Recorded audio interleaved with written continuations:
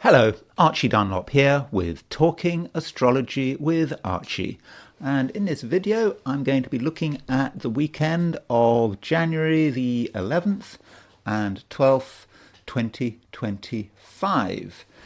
Now, as far as my main theme for this weekend, which I'll be looking at after I've done the astrology and the I Ching of the weekend, it's going to be Elon Musk. Yes, I've looked at Elon Musk's chart before, but he is getting so much attention at the moment. I mean, he always gets attention, doesn't he? But he's been supporting various figures on the right in Europe, and he just did an interview with the head or the co-head of the Alternative for Deutschland, the AfD, Alice Weidel, recently, and of course he's been criticising Keir Starmer, and so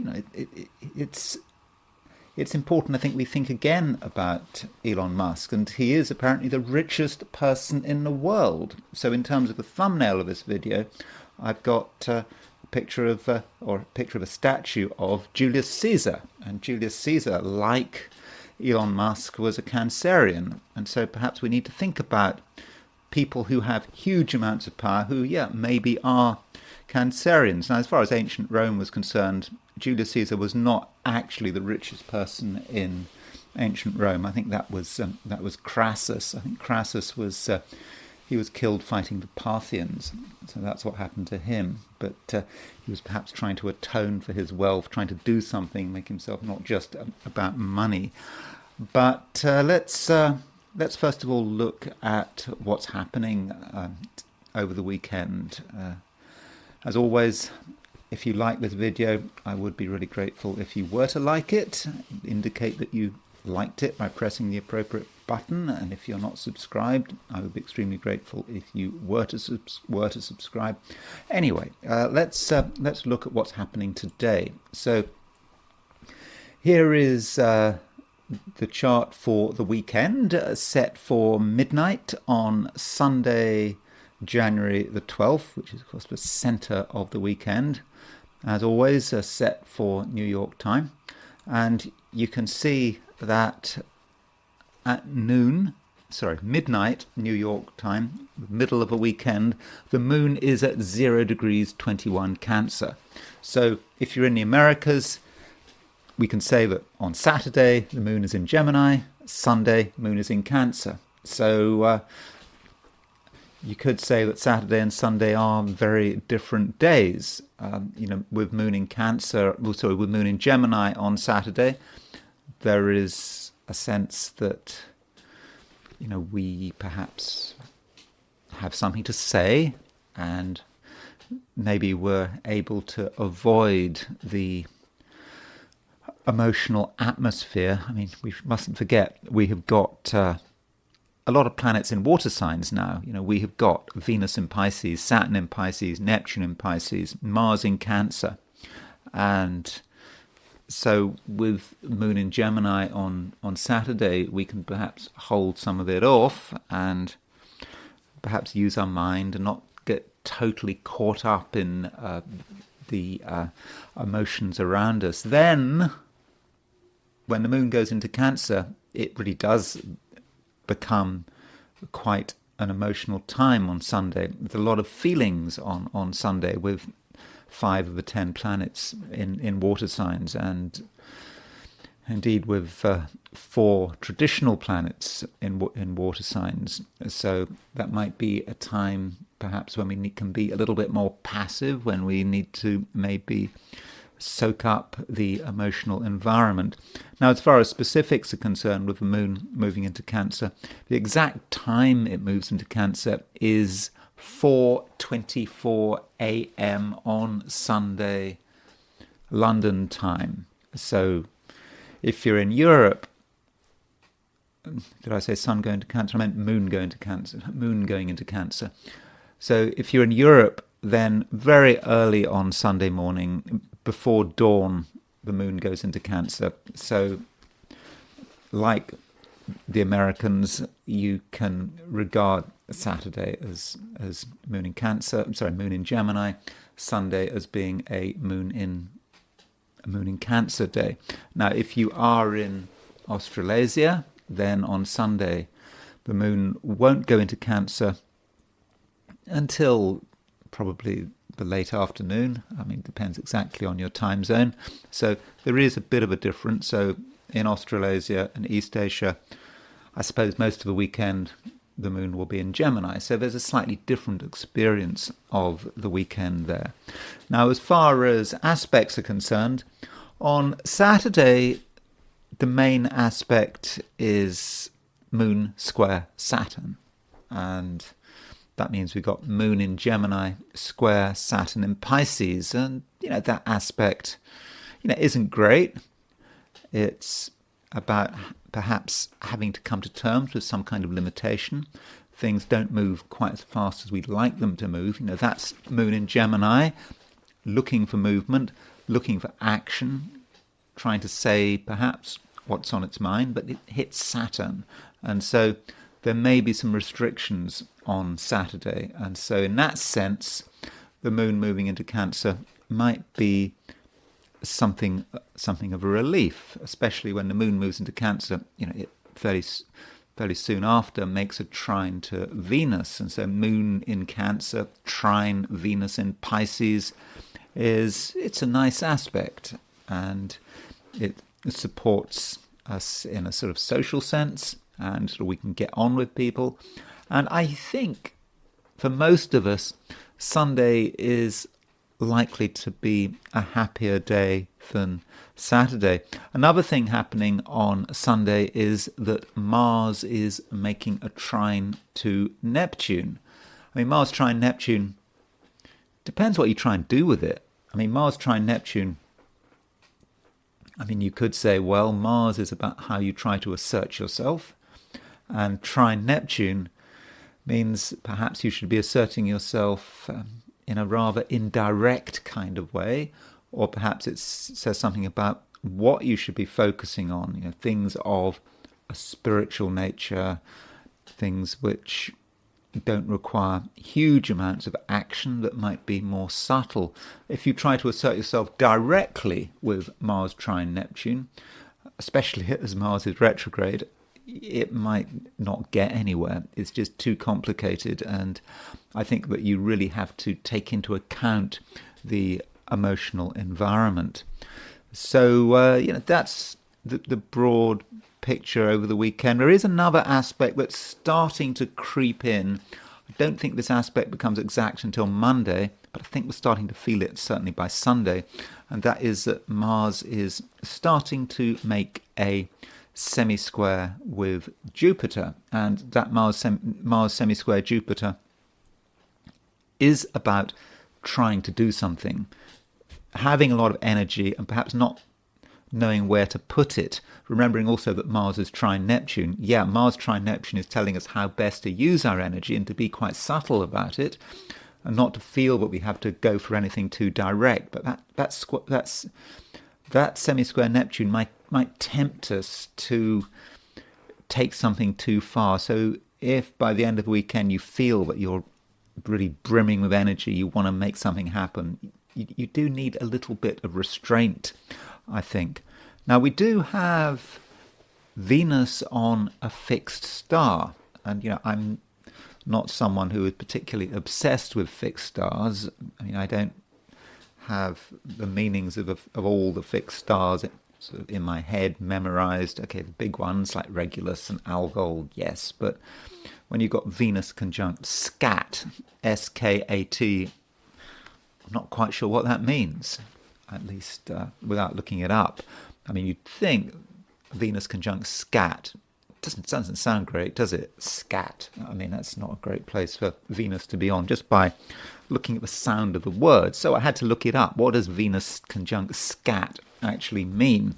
So Skat is not a particularly bright star, and it is Delta Aquarius. So that means that it is the fourth, I think it means that it is the fourth brightest star in the constellation of Aquarius. And Vivian Robson, in the Fixed Stars and Constellations in Astrology, he says of this star, a small star situated on the right leg of Aquarius, from al-Shiat, a wish, or al-Sak, the shin bone. Influence, according to Ptolemy, it is of the nature of Saturn and Jupiter, the Simonite of Uranus, and Alvidas of Uranus and Venus in sextile to Mercury. That's very precise.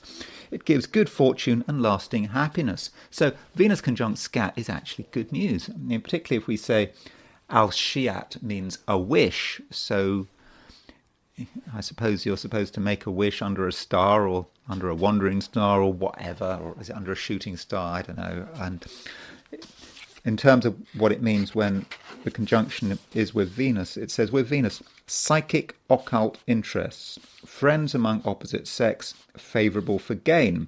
So in fact, Venus conjunct Skat is quite fortunate. It is a time when we can think about what we want, and we can benefit from other people, and at the same time, if we have occult or mystical interests, now might be a time that we might be able to pursue these interests more so than usual, and maybe we'll find friends who share these interests. I don't know. So does that mean that if you want to, get involved in some occult group or society, now might be a time to do it? I mean, who knows? It's up to you. Depends what you want to do. Depends where your interests lie. So that's the position of the planets set for New York at midnight on Sunday. A slightly different picture if we set that chart for Sydney, Australia, as a representative of Australasia. We see that at midnight on the 12th, the moon is at 21 Gemini. And so that is a reminder that if you are in Australia and New Zealand, the weekend is really a Gemini entity until late this afternoon, this evening, and so the moon in Gemini, it's not actually making any particular aspects at midnight. I mean, it's just separating from a square with Neptune, and it doesn't really make any aspects until it leaves the sign. So maybe it's going to be a less busy weekend a less busy weekend if you're in Australia or New Zealand. There's a slight difference, but I think mentally it may be a little bit more active, and emotionally there might be less going on until very late on, or relatively late on Sunday. Turning to the heliocentric picture, so I think it's always important to consider what things look like if we put the sun at the center of the solar system.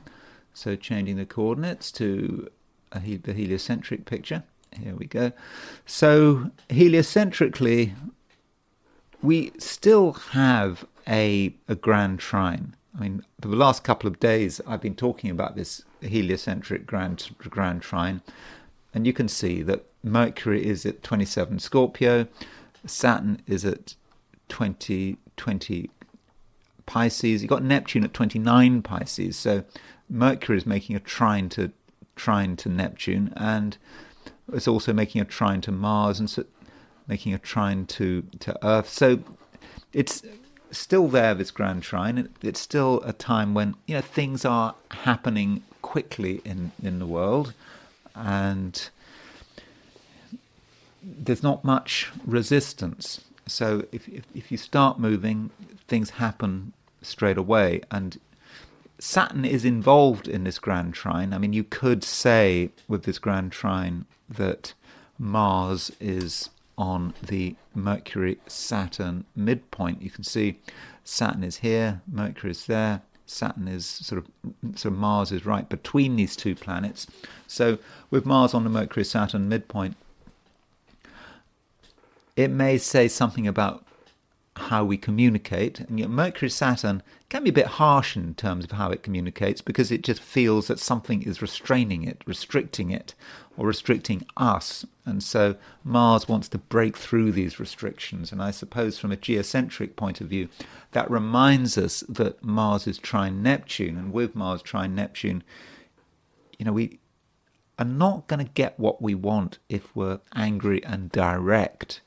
And somehow we have to restrain ourselves and remember that, geocentrically Mars is retrograde. But still, I think that grand trine does indicate that in terms of just events around us, things can happen quite quickly. And the Earth at the same time is square Chiron.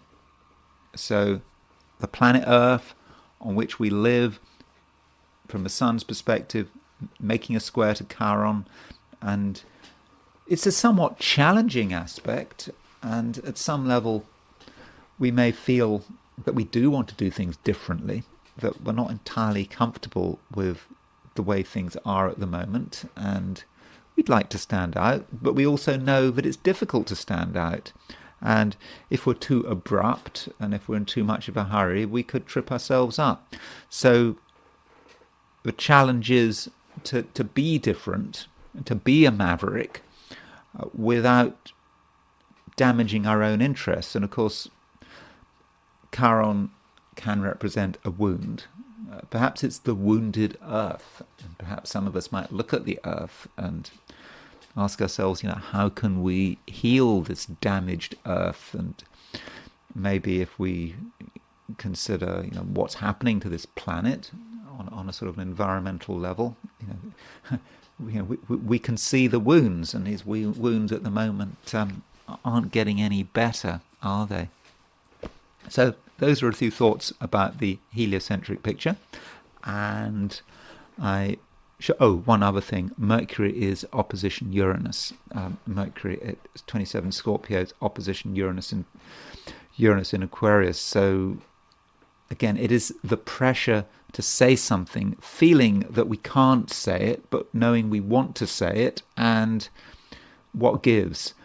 And I think there's a danger that we say something without thinking it through, or it just could be news. It could be news that in the first instance is a little bit disturbing, but it's not about us personally. It's about what's happening on this planet. And now I'm going to look at what's happening this weekend from the perspective of the 12 signs. So these are my forecasts for the 12 signs for this weekend, which is the weekend of January the 11th and 12th, 2025. Aries. Aries, at the beginning of the weekend, on Saturday, you may feel that there are things you want to do, things you want to say, but it's difficult to get it together. Somehow you're being blocked, and it may not even make much sense about why you're getting blocked, but you are being blocked. And I think that there are certain things, Aries, that are maybe bothering you. You feel that if you were to do what you wanted to do, something bad might happen. But you're not particularly specific about it. You just know it's not the right thing to do on Saturday. And part of it might be the social environment. You look around you, you look at the people you have to deal with, and you have to ask, are they really sympathetic to your needs? Do they understand you? And I think that the answer is probably not, and you just may feel that it's just best to leave it for another day. And I suppose this is also in keeping with the fact that Mars is really retrograde now. I mean, of course, Mars has been retrograde for some time, but you are beginning to feel it and feel the impacts of of Mars, Mars retrograde in Cancer for an Aries, it's just not a time when you can really do the things you want to do, and you may find the whole thing rather frustrating. We looked at the heliocentric picture. From a heliocentric picture, Mars was on the Mercury-Saturn midpoint. It was making a grand trine, but Mars on the Mercury-Saturn midpoint, it just is somewhat frustrating.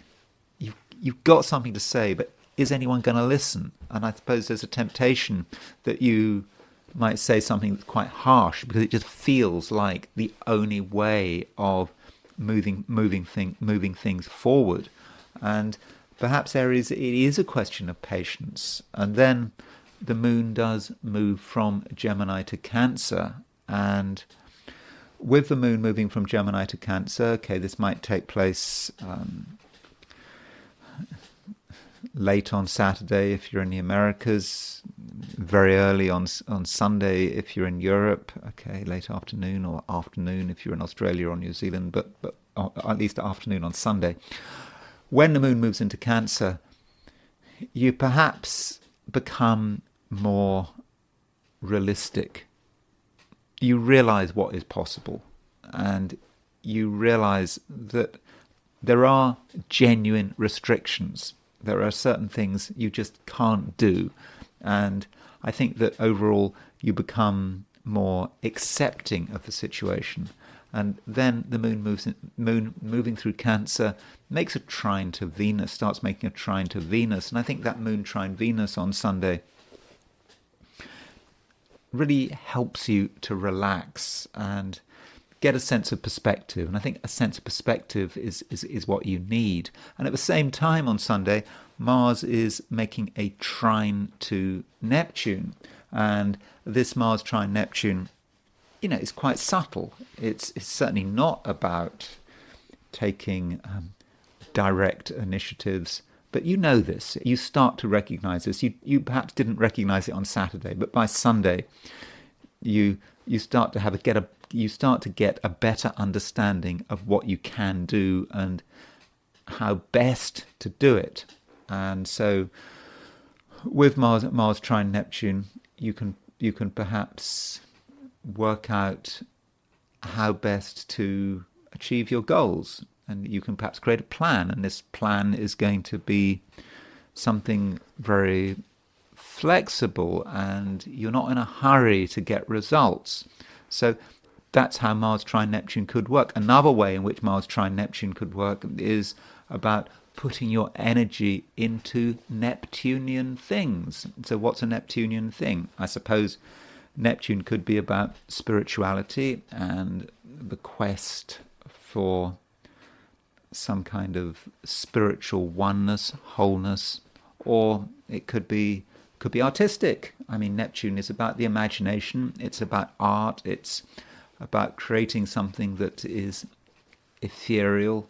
And so if you are artistic, or you want to write something perhaps rather unusual, it's not Mars trine Neptune, it's not just putting, obviously in a raw form, Mars trine Neptune is not about writing, but I suppose the written word can be a way to express some of your higher feelings, and so that would be a good way of using the Mars trine Neptune. And finally, Aries, I should remind you that Mars is starting to make a semi-square to Jupiter. Now, this semi-square I don't think becomes exact until Monday, but by Sunday you are starting to feel its influence. And with Mars semi-square Jupiter, you do really feel still that you have a lot of energy, and you really want to use this energy, and it's getting to you. And by the end of the weekend, you might be tempted to do something because you feel you have no choice. But still, Aries, it's just important to be patient, and it's important to understand the times in which you're living, especially on Sunday. Moon is in Cancer. It's not a time for making a lot of fuss. It's not a time for being the center of attention. It's actually just a time for relaxing and not feeling that anything has to be done. Yeah, get into that Mars trine Neptune. Think about the symbolism of that Mars trine Neptune. Putting your energy into things which are not about you, but are about the whole universe, just feeling that you're part of something and feeling that you just don't actually have to do anything specific, and enjoy that energy. And in the end, I think you can actually find the whole thing rather relaxing.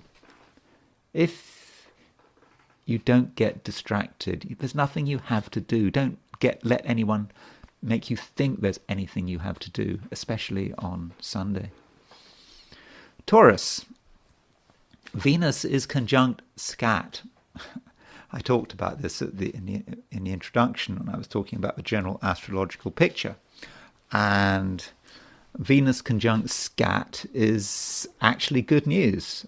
I mean, having looked at Vivian Robson and his description of the stars, and so Skat is about something you can want. It can be about a wish.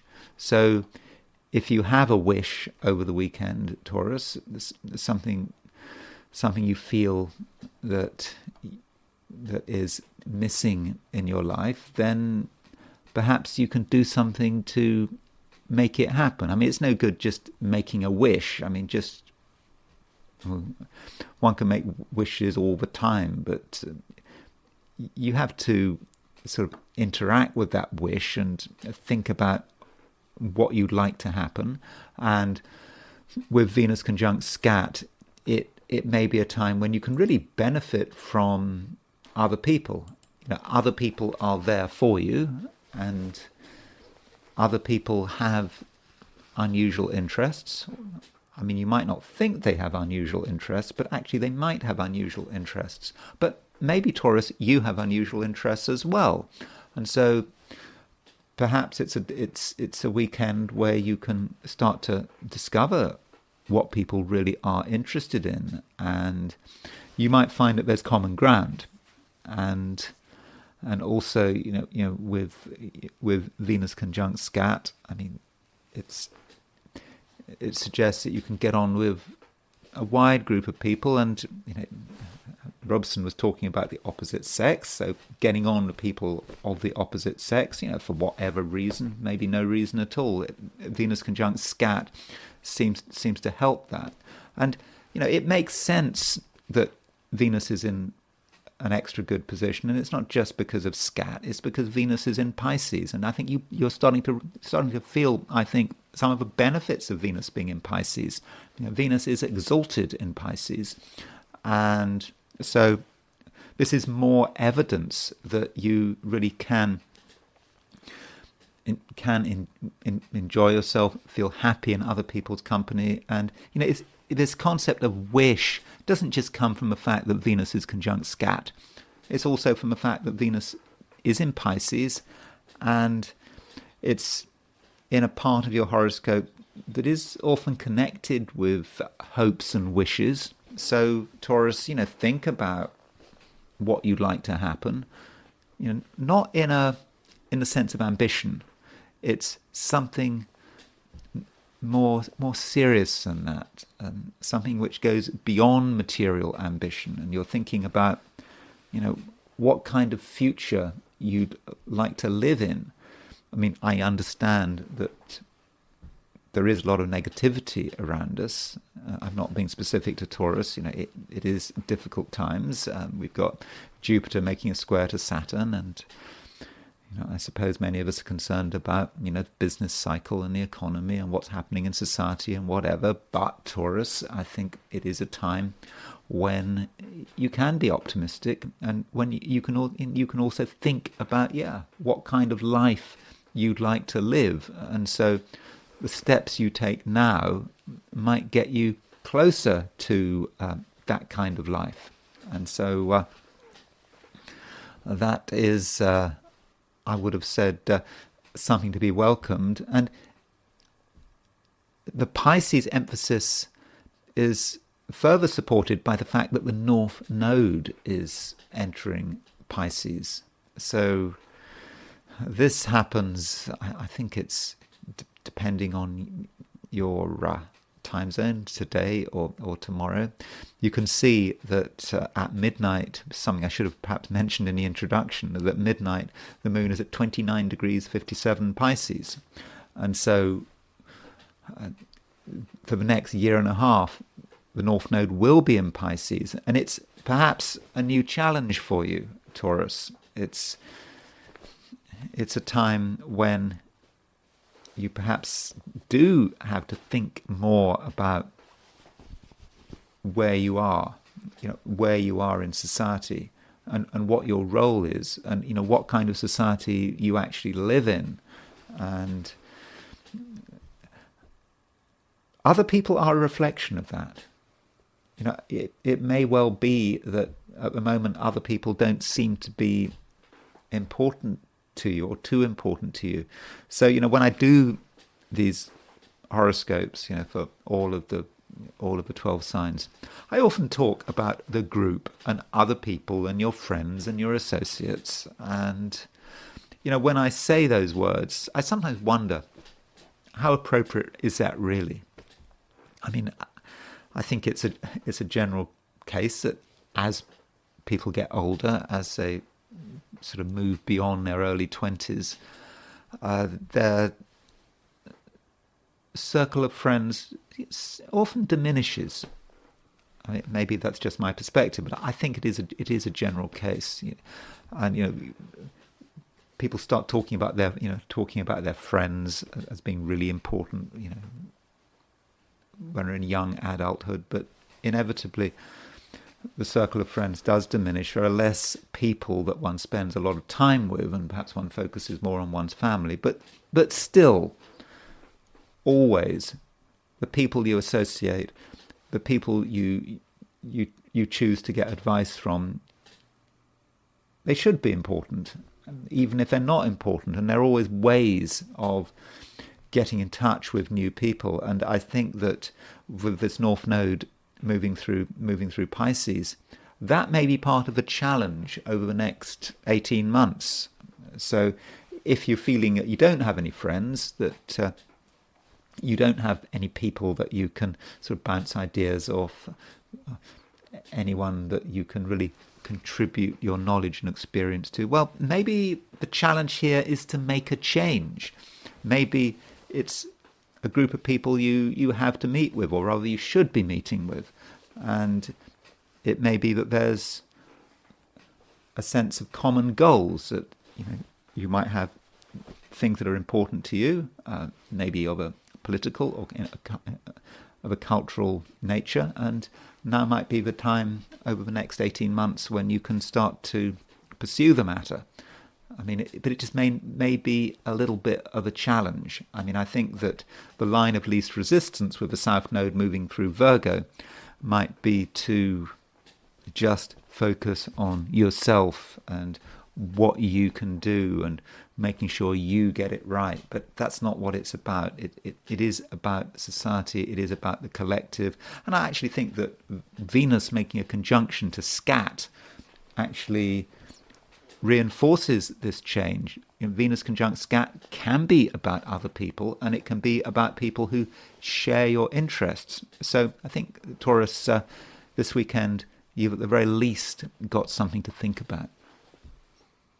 Gemini,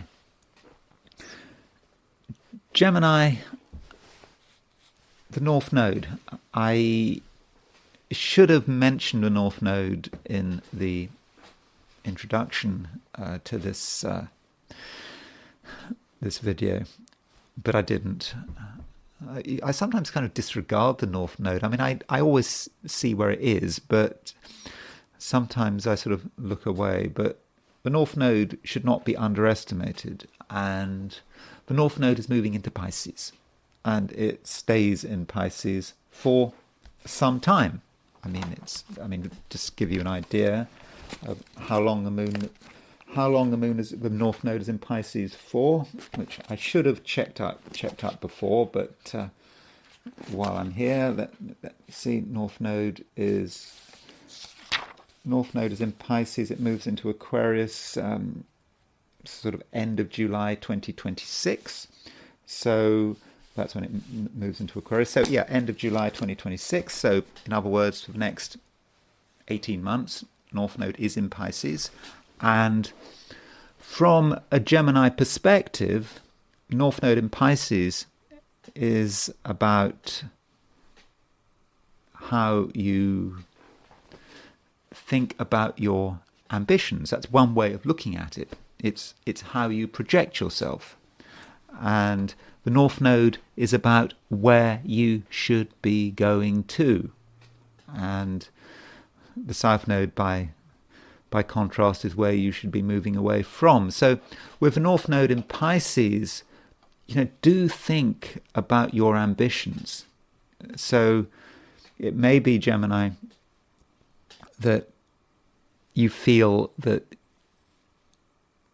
ideally you'd like to put some of your ambitions on ice. I mean, not every Gemini is super ambitious.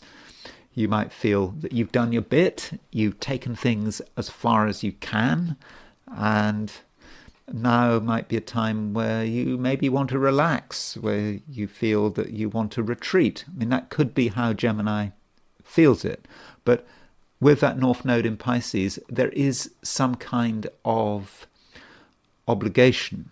I mean, it's a real obligation, and it's not something that really should be ignored. I mean, it's about your destiny. And, with the North Node in Pisces, you've still got something more you need to do between now and the summer of 2026. And so, you need to think a little bit long term about it with the North Node in Pisces. And so, for example, if you were in a job, then you might be feeling that you've had enough. Perhaps you want to take a back seat. You may even be thinking about giving up a job, or you may feel that one career is coming to an end and it's time to relax, time to do nothing. I don't think that's necessarily the right approach, because there are new challenges coming up. And it may not be about work or career. It could be just about pushing forward with who you are, reminding the world around you who you are and what you've got to offer, and trying to make an impact. And when we think about Pisces and what it means in the Gemini chart, it should perhaps be contrasted with Gemini itself. So Gemini for you is it's who you are, how you relate to people. That might be how Gemini works. If one's looking at a chart from a Gemini perspective, in other words, making Gemini the first house. But Pisces represents, I suppose, ego development, how we take what we are and how we project it onto the world around us. So there is definitely work to be done here. And on a more short-term basis, Venus is in Pisces, Saturn is in Pisces. Saturn's been in Pisces since the beginning of 2023.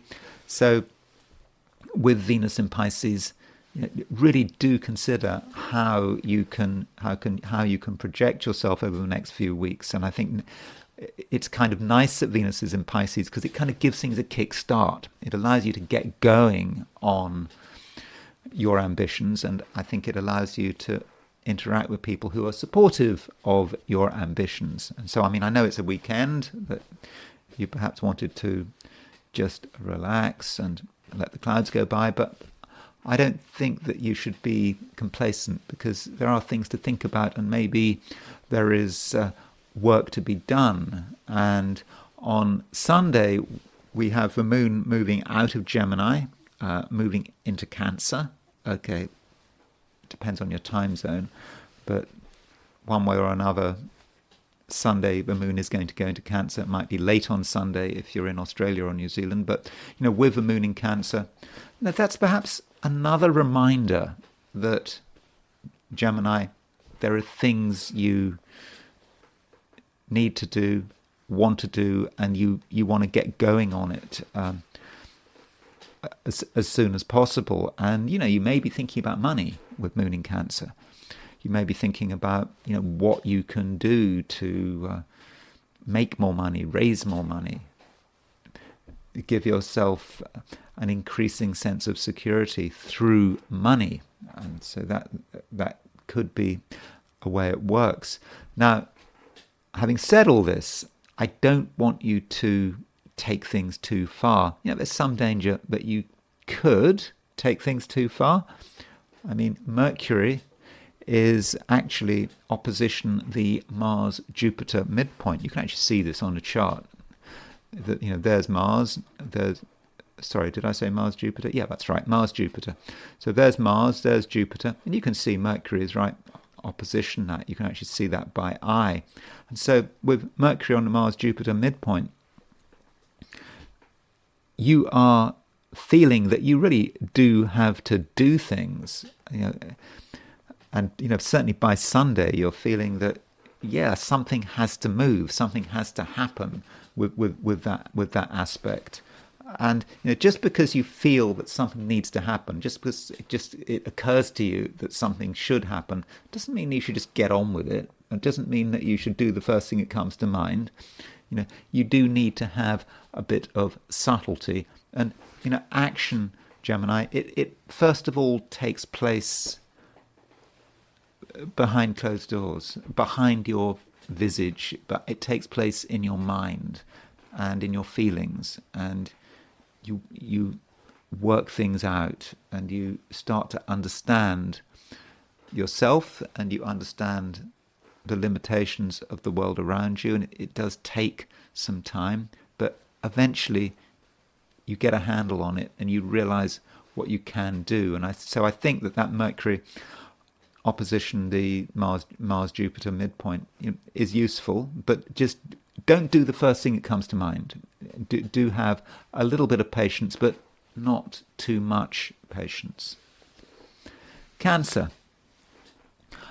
I think Cancer that Saturday and Sunday are possibly different days, two quite different days maybe.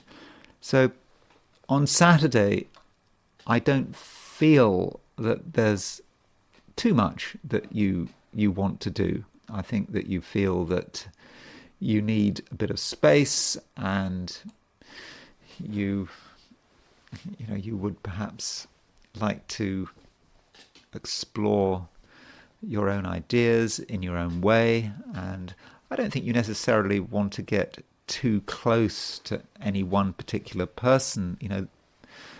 The main aspect on Saturday is actually Moon square Saturn. You've got the moon in Gemini, square Saturn, and that Moon square Saturn can have implications for relationships. It may be that you find that there are certain people who you do find them irritating. So if that is the case, why would you want to spend too much time with them?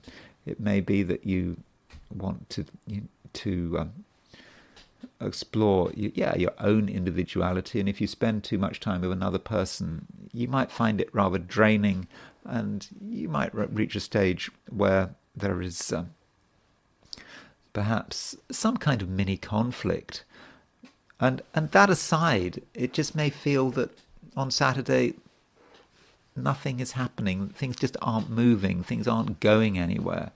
I mean, that does put less pressure on you. I don't think there's any real obligation on Saturday. And so Saturday just might be just another day, a quiet weekend, nothing much to do. But then the moon does change sign.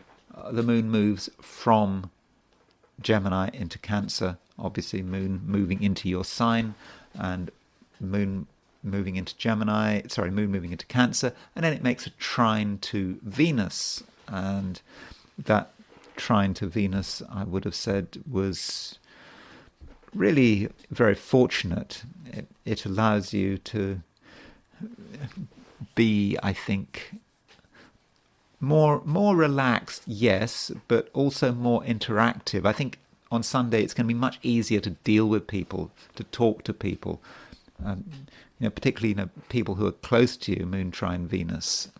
Relationships should work better on Sunday rather than Saturday. I think there's less scope for conflict. So perhaps if you've got things to do, particularly of a social nature, then try to focus your energies on Sunday rather than Saturday.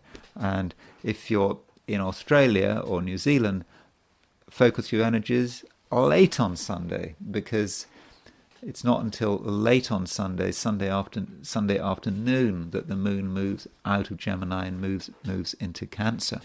Now, Cancer, one thing that is happening this weekend that perhaps we need to talk about a little is the fact that the North Node is moving out of Aries and into Pisces. And with North Node moving out of Aries into Pisces, there is a change.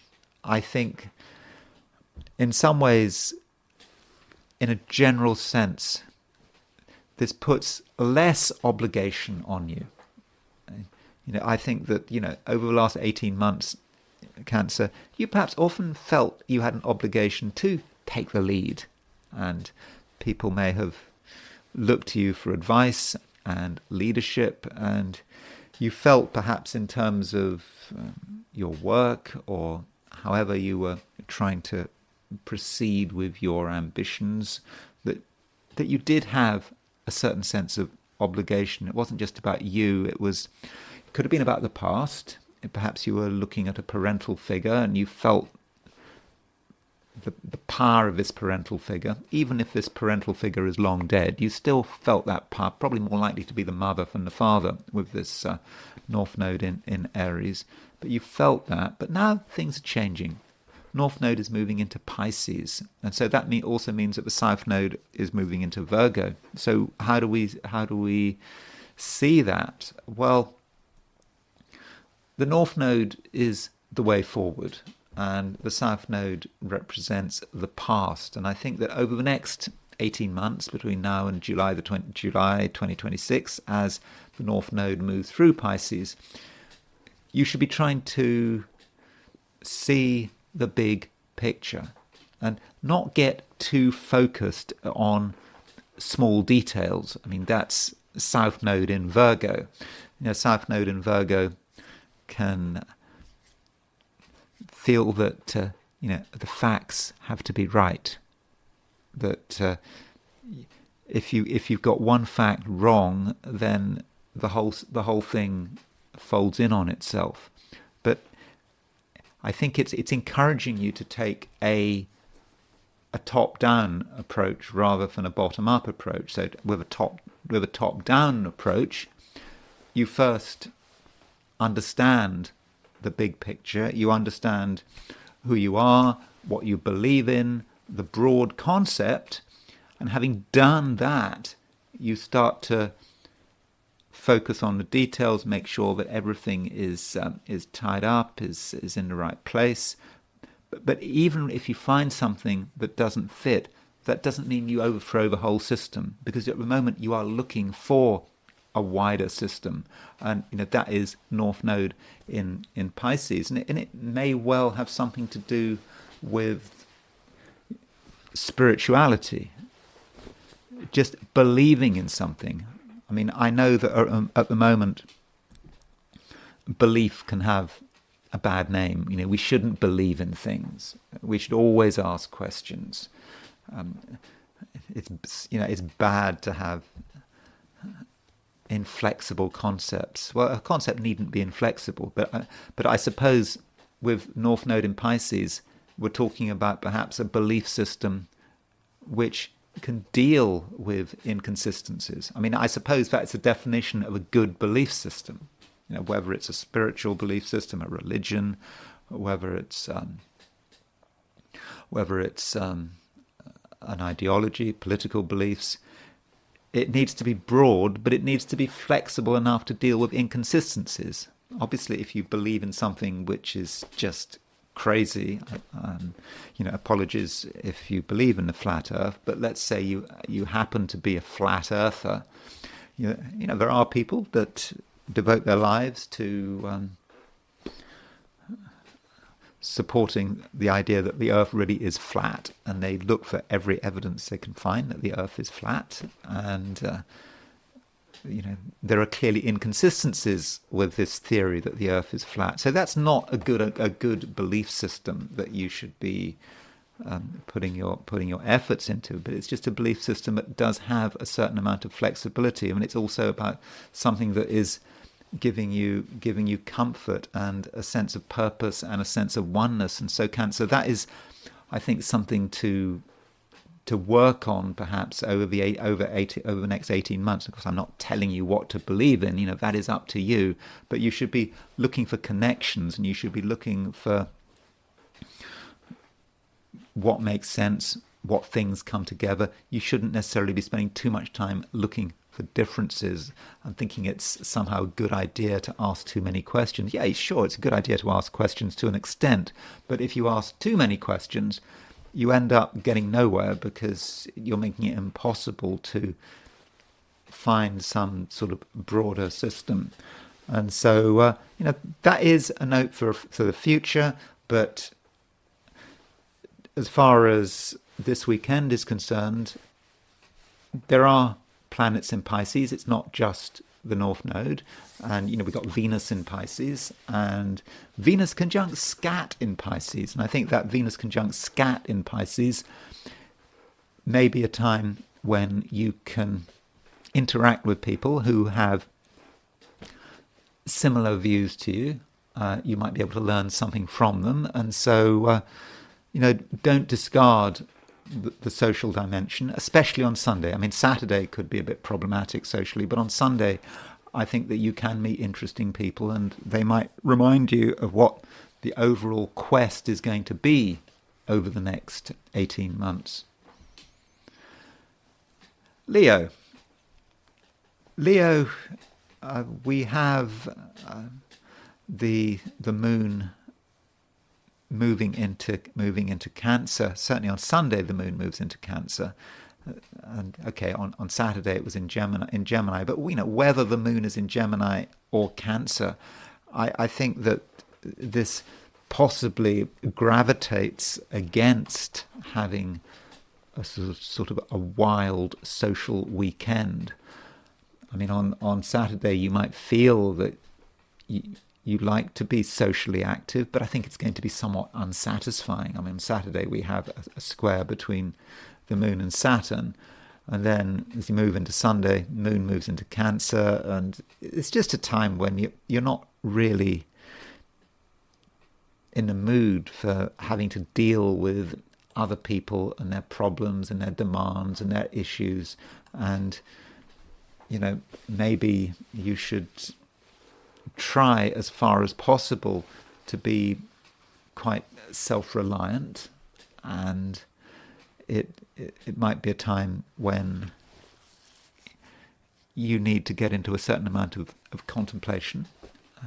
You are aware that things are changing, and you're aware that the world in which we're living is not always easy. And I think this is further supported when we consider that the North Node is moving into Pisces, and the North Node stays in Pisces until July 2026. And so, from your perspective, the sign Pisces becomes sort of emphasized. And so, what does that mean for a Leo? So if a sign Pisces is going to be emphasized over the next 18 months, and the sign Pisces is in a way a virtue that you should perhaps be aiming for, then that's telling you that the things that really matter are not visible. They are under the surface. Your short-term destiny is about exploration and being perhaps able to, explore your own feelings and also explore the complications of human life. And it's not just the North Node in Pisces, by the way. It's we've got Neptune in Pisces at the moment. We've got Saturn in Pisces. I mean, Neptune and Saturn are going to be sort of retrograding between Aries and Pisces, going direct, then retrograde, and so forth between now and 2026. So there is a lot of Pisces around still. And so it's a time when you should always ask questions and always assume that things are more complicated than they seem. And, one challenge that you might have over the next 18 months, Leo, is to consider what it means in terms of perhaps complicated money. There's money, and there's simple money, and there's complicated money. So what do I mean by that? I mean, simple money, I suppose, you look at how much cash you've got, maybe in your hand, or you look at your bank account, not even your savings account, your bank account. What do they call it in America? They like to call it their checking account. I think that's what they call it. I mean, in the UK, it's it's sort of maybe more call it your current account. I get confused by terminology, but it's how much money you've got there. That's easy money. It's straightforward. And then there's complicated money, and complicated money is about what you owe. It's about what is owed to you. It's about trusts, wills, legacies. And so with the North Node in Pisces, you need to go into detail with money and be very aware of other people's motives. And, other people's motives in terms of money can be really complicated, far more complicated than it should be. But when it comes to money, people can go crazy and they can tie themselves into knots. And I think with North Node moving through Pisces, I think you have to be aware of that craziness and not just say you don't want to deal with it. I mean, from your perspective, it does matter. I mean, we are looking at your financial well-being here. And I think by being prepared to look at things from a complicated perspective, you'll be doing yourself a favor. I mean, this is not anything short-term, as I've just said. The North Node is moving through Pisces until July of 2026. So that's just, in a sense, a note for the future. But I think right now, with Venus moving through Pisces and Saturn and Neptune in Pisces, and of course the Sun will move into Pisces soon enough, at the end of February. So that's perhaps something you should be focusing on. And in terms of the specifics of this weekend, as I said right at the beginning, I just don't think that it's a time where you should feel any great obligation to be especially sociable. Though it's true, Leo, that you do have a good understanding of what is possible and what is legal. And also, you understand governments and you understand the power of the government. And so if that is relevant and you happen to be talking to people, I mean, I think it should be actually a day when you should be fairly, a weekend rather, when you don't really have to be with people, where you don't have to be telling people what to do. But if you are in any situation where you're giving advice, then I think you do understand what is possible legally and administratively. And I think that people will listen, and I think that you can express your advice very powerfully. And on a perhaps a related note, I mean, I've talked about the government as being something outside. I suppose the government, in a sort of more general sense, can be about authority. And it could be about you being authoritative. And I think that over the weekend, if you need to be authoritative, Leo, then I think you very much can be. And you can really express yourself and express your power, not in a violent way, but in a very sort of solid way that it's also rather uncompromising. I think people will just listen to you. So if you need to establish your authority over the weekend, I very much think you can. Virgo. Virgo, the North Node is moving into Pisces. I probably should have made more of this, but it does matter. And the North Node is going to be in Pisces until July of 2026. So next 18 months, you've got the North Node moving through your opposite sign. And so how do we see this? Well, the North Node moving through your opposite sign suggests that you do need to take into consideration other people. Now, that does not mean doing things other people's way. It means being aware of the power that other people can have, and being aware of the influence they have. And it kind of makes things a little bit complicated, more complicated perhaps than they should be as far as you're concerned. And we have to remember what's happening with the South Node. The South Node is moving into Virgo. In fact, the South Node is moving into your sign. So we kind of have to look at that whole Virgo-Pisces axis. So with South Node moving into Virgo, the line of least resistance, and I think we can often describe the South Node as being the line of least resistance. The line of least resistance is, well, to do things your way. Virgo, that represents you, and to see things from your perspective. And Virgo can be about the material environment. You have your way in which you want it all sorted out, and it's just so easy to just ignore other people. But if you were to do that, then the North Node in Pisces would bite you, wouldn't it? I mean, the North Node in Pisces represents complications, perhaps caused by other people, that if you ignore them, well, certainly if you ignore them, they do become complicated. And you just cannot ignore the influence that other people can have on you. And if you want to be in control, you have to be aware of this outside influence. And you can't just pretend it will go away. And to an extent, you have to be flexible.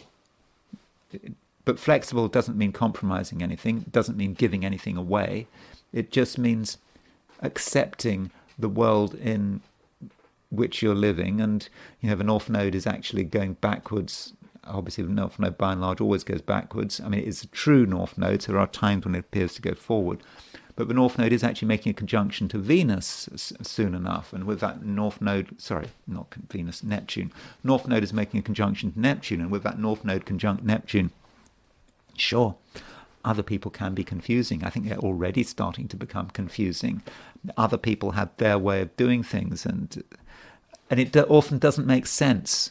And from a Virgo perspective, that's not what you want to hear. I mean, with South Node in Virgo, you want everything to be straightforward. You want to be able to organize things, have plans, not have to worry about the chaos that other people can create. But you have to deal with a certain amount of chaos, and you have to understand that chaos, because by understanding that chaos, you are ensuring that you won't be overwhelmed by it.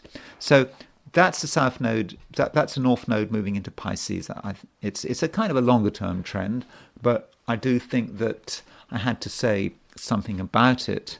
Now, on a sort of more day-to-day basis, looking at this weekend, then I would have said that Sunday is probably going to be a better day than Saturday. It just may feel that on Saturday, there are things you'd like to do, things you'd perhaps really like to do, but it may be just difficult to get them together. And I don't think you'll be helped by a general sort of lack of cooperation. Then on Sunday, the moon moves into Cancer. And as the moon moves through Cancer, Virgo, I do think that things will start to become easier. I think that you'll find it easier to relate to other people. And the moon actually makes a trine to Venus in Pisces. So Venus is in your opposite sign.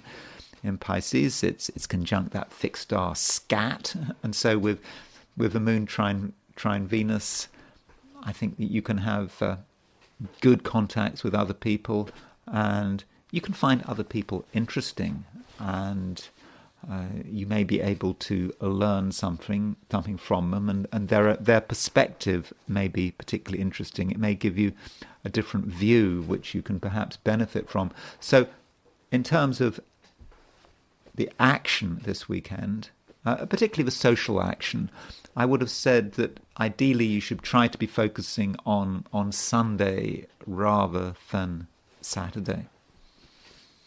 Libra.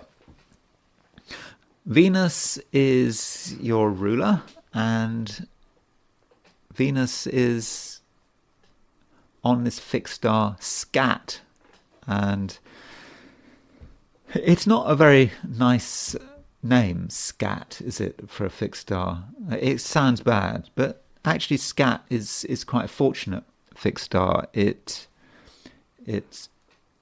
is about making a wish. I mean, apparently that's one way of looking at it, and it's about perhaps getting what you want, and in certain cases it can be about getting what you want through other people. You know, having other people around you who you have maybe some sympathy with, and you seem to be on the same wavelength as them, and so don't discount that possibility, and you perhaps should organize your life so that other people can have a fortunate influence on you, and maybe at the same time you may be considering new interests. I mean, I was just looking at Vivian Robson, and when he talked about Venus conjunct Skat, and he was talking about the occult. I mean, maybe that's a little bit extreme, but I suppose occult, you think of perhaps mysticism and perhaps being able to be in touch with people who have interesting ideas of a mystical or spiritual nature. I mean, that is absolutely possible. But Venus conjunct Skat doesn't necessarily need any social interaction. It can be about your interests and what you regard as important, and doing things that allow perhaps some of your wishes to be realized. So what would you like to happen? And if you have a wish, then at the moment it seems that this wish, provided it's realistic. I mean, you don't want to have any crazy wish like wishing to win $1 billion on the lottery. That's not a realistic wish. But if the wish is if a wish is possible, and it's something you really want, and it's life affirming, and it's good for you, and it's good for other people, then I think that you can do things over the weekend, and I think which will help you, which will help this wish become closer. And I suppose you need a little bit of faith, but not too much faith. And you make a wish, you start creating an environment where that wish can come true, and then just let go of it, just relax, and then see what happens. Now, on Sunday, Libra, we do have the moon moving into Cancer, and moon in Cancer makes a trine to Venus, and so we've got the moon moving through Cancer on Sunday and Monday as well. Okay, quite when the moon moves into Cancer it's perhaps dependent on your time zone. I think that Americas, Europe, Africa, the moon moves into Cancer. By dawn, the moon will be in Cancer. If you're in Australia or New Zealand or East Asia, you may have to wait until a bit later on Sunday for the moon to move into Cancer. But, with that moon in Cancer, making that trine to Venus, I do think it's a time when you can really focus on what you want, perhaps in quite a materialistic way, in terms of your ambitions, maybe in terms of your work or your career, or something else you feel that you really want to dedicate yourself to. And Sunday is perhaps the start of something, and even if nothing is going on Sunday, you can be planning, thinking about what you want to achieve.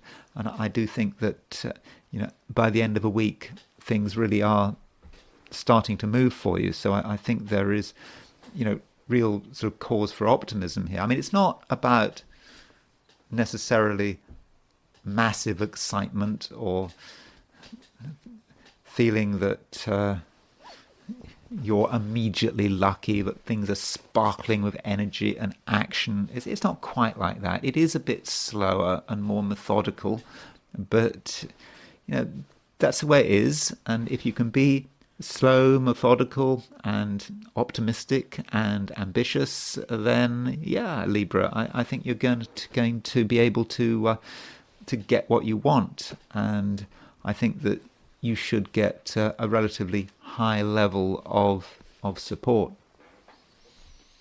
Scorpio, Saturday is perhaps somewhat different from Sunday. I think that on Saturday, with the moon moving through Gemini, it may feel that things aren't really happening. I mean, you'd like them to happen, but things do seem a little bit stuck. And if you try to get anything off the ground, you might perhaps be somewhat disappointed by the results. And it may be that other people aren't particularly cooperative, and you might also have some doubts about yourself and what can be achieved, and you might end Saturday feeling just a little bit negative. I mean, that's certainly possible. And one reason you might feel negative is because you're aware of a change. It's a change of the North Node, the North Node moving out of Aries and into Pisces. This changeover is fortunate. But your immediate reaction to this North Node moving into Pisces might be a feeling that you haven't got what it takes, that somehow it's all too much for you, that you can't you can't do what you're supposed to be doing. You may feel somewhat estranged from your own destiny, and that's your first reaction. But if you have another look at it, then you should get the feeling that actually you can tune into your destiny. You can be the creative individual that you were always supposed to be. But it's perhaps easier to ask questions, to sort of think that you can't do it. And as the North Node moves backwards through Pisces between now and July 2026, I think that you will have a sort of a growing sense of optimism about what you can achieve as an individual. And by the same token, you'll perhaps realize that the world out there, other people, your friends, your associates, your colleagues, I mean, it's all very nice having these people, but they're not going to help you really. And you should not be looking for approval. And that's an important point. Success has to happen on your terms. And when I say success, and of course I'm talking about creative success, it's on your terms. You're the one who evaluates it. And it's not about worrying about what fits in with society at a particular time. I mean, if you try over the next 18 months to do what society wants you to do, then I think you're going to end up disappointed because society changes. You know, you'll have to constantly respond to what other people want, and as a result, you'll get absolutely nowhere. And so, perhaps the challenge as the South Node moves back, the North Node moves backwards through Pisces, is to really identify what is important to you, not important to anyone else, but what's important to you, and then to give it everything you've got. Now, that was sort of a bit of a detour. I was sort of talking about Saturday and how you might be responding to the South Node moving backwards through Pisces. And also I was suggesting on Saturday you might feel that you just can't get anything together because it's not really that kind of day. But Sunday is a better day than Saturday, because on Sunday the moon moves into Cancer, and of course Cancer is a water sign. It's Scorpio friendly, and the moon makes a trine to Venus in Pisces. So that has a direct impact on your sign. And interestingly, Venus is also making a trine to true black moon Lilith. And so true black moon Lilith has been moving through Scorpio. And so with that Venus trine true black moon Lilith, that perhaps does give another dimension to your own power. I mean, you perhaps, in terms of understanding what you can do and your real abilities, and maybe certain things about yourself which you're a little bit afraid of. What if you were to release the dragon? What if this thing in yourself which you perhaps kept on a leash were to be released? It may relate to the past. It may relate to some of your ideas which you're a little bit afraid of. What if it were to be released? And perhaps with Venus trine true black moon Lilith, you do get a sense of your own power. And maybe when you look at your own power, you maybe feel a sense of awe. This is really special. This is really, really spectacular. But do you dare to bring it out into the open? Well, I think the challenge here is, okay, at first you don't necessarily want to bring it out into the open because it's quite a private, secretive process of tuning into what you can do. And certainly, as I've already said, other people shouldn't matter, at least to begin with. So Sunday could be a powerful day when you really feel that you can really do something and you don't have to worry about the outside world. I mean, if other people are supportive, that's nice, that's an optional extra, but it really is not essential. So I think in general, Scorpio, I would have said the weekend gets better as it goes on, though by the end of a weekend, you're probably picking up on a semi-square aspect between Mars and Jupiter. So you can look at the Mars-Jupiter semi-square in several ways. I mean, this aspect, I don't think doesn't become exact until Monday. But this Mars semi-square Jupiter is very powerful. It is about you having power and really wanting to make things happen. Jupiter expands what it touches. Mars is your ruler. It's also the planet of aggression and assertion. So Mars semi-square Jupiter, by the end of a weekend, you may feel you really want to do something. You want to do it now. But it's perhaps about harnessing its power. That's the challenge. And that's perhaps as you move into the new week, you may feel slightly frustrated that you can't use your power all at once and you have to hold something back. But I don't think you should feel frustrated. It's just like a raw power source that maybe has to be harnessed. And yeah, I think, Scorpio, that is something that you really can do as you move into next week. Sagittarius, the North Node is changing sign, and it's moving into Pisces. And this is a bit of a change, the North Node moving into Pisces. Now, I don't want to exaggerate its influence, and there's no reason why it should sort of dominate the next 18 months, because the North Node, the North Node is in Pisces until July 2026. But it's just, I think, a background influence that you perhaps need to be aware of. So the North Node is about, at least one way of looking at the North Node is about where you should be going, perhaps where you should be putting your energy and where you should be putting your focus. And with the North Node moving into Pisces, perhaps your focus over the next 18 months should be about giving yourself a certain amount of stability. And so perhaps you should ask yourself, how at the moment are you unstable? So I'm not saying you're unstable, but what might be the source of any instability? Where do you feel confused? Where do you feel a need for grounding and for anchoring?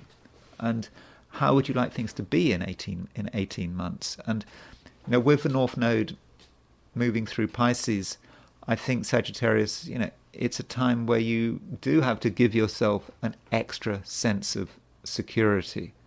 And it's nothing you have to do right now, but it's something to think about. And you perhaps need to address issues relating to your home and your family, and ask yourself, are your home and your family, if you have a family, are they being sufficiently supportive? And if you're not getting the support you feel you need, if you're not getting the grounding you feel you need, well, now is perhaps a time when you need to start doing something about it. It is the way forward. I mean, you've already got this to an extent because Saturn is in Pisces, and Saturn has been in Pisces since the beginning of 2023. But I think that this North Node moving into Pisces makes the whole thing rather more pressing. And with the South Node moving into Pisces, with the North Node moving into Pisces, we have the South Node moving into Virgo, and the South Node is the line of least resistance. It's not necessarily a bad point, the South Node, but it's kind of where you feel it's easiest. And with the South Node in Virgo, perhaps you feel that the answer to everything is pushing yourself out onto the public stage, and that might be the direction you really feel you want to go down. That might be what feels itself to be important. Certainly, over the next 18 months. I'm not saying you're going to feel it this weekend, but it might just be where you feel pulled. Now, there's nothing wrong with being the centre of attention, but with the North Node in Pisces and the South Node in Aries, perhaps what you're being told is every advance forward has to be supported by some kind of backward step, or perhaps you need to see it like a building. The taller a building is, the deeper its foundations have to be. So every step forward has to be supported by work behind the scenes to make yourself feel sort of more stable, more fun, more grounded, and just really making sure that the foundations are all sorted out. So that is a big theme with the South Node moving into Pisces. Now, as far as the weekend is concerned, I think that this weekend you may feel slightly disappointed by other people. I think that you feel over the weekend, as Mars moves towards a semi-square of Jupiter, you'd really like to get things moving. I mean, Jupiter is, of course, your ruler, and there is a certain sense of impatience as the weekend progresses. But the question is, are you actually going to get what you want from other people? Are you perhaps being reliant on someone else making a decision, being there for you. And if you are feeling reliant in that sense, there is scope for disappointment. You just may feel that certain people are not giving you everything they should be. And so whatever you're planning over the weekend, you shouldn't be in a situation where you are reliant. It should be all about you and making sure that you're the one making things happen, that you don't require anyone else to do anything or to say anything. And even on an emotional level, you may feel that certain people are just holding something back. And on the face of it, that does sound rather negative. Yet I think that you could in some way benefit from this situation, because if there is a little bit of coldness around you and sort of a lack of emotion and perhaps a lack of empathy, then that perhaps allows you to be somewhat detached. I mean, it's not that you yourself are cold. I mean, you actually have very powerful feelings because the moon is moving into Cancer on Sunday, or maybe late on Saturday if you're in the Americas. So you do have powerful feelings, but I think it's a time when these powerful feelings, do need to be self-contained, and you need to take the support you can get, and perhaps recognise that most people are not going to be particularly supportive. Yet the moon does make a trine to Venus on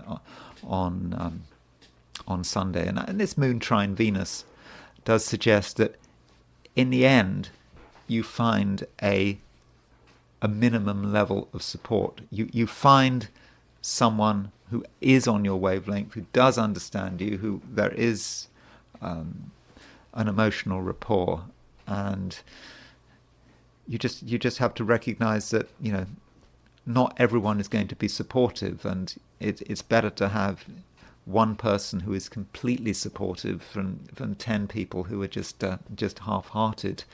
So this might underline the point, talking about the North Node moving into Pisces. You need to consider the issue of trust and who you can trust going forward into the future. Who is going to make you feel secure? Who is just going to let you down? And I think this weekend you may start to understand that question, and perhaps you may get some ideas about how you want to ground your life and ground your ambitions, I suppose, as well. I mean, it's no point in having ambitions for the sake of ambitions. I mean, that's just crazy. That's going to get you nowhere. You have to ground your ambitions, and you have to make sure that the support is available. But it's just a beginning, and there's no need to be in too much of a hurry. Capricorn,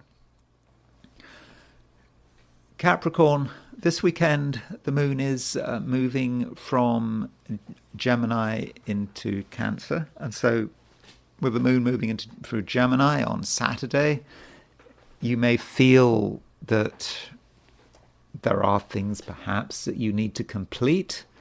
I think that Saturday itself is by and large going to be a fairly uninteresting day. I mean, every day has its interests, but all things being equal, I don't think Saturday is going to be a day to write home about. I think that you might also think that you and some of the people around you are not necessarily on the same wavelength, that maybe there are things that you don't agree on, and there are differences of opinion.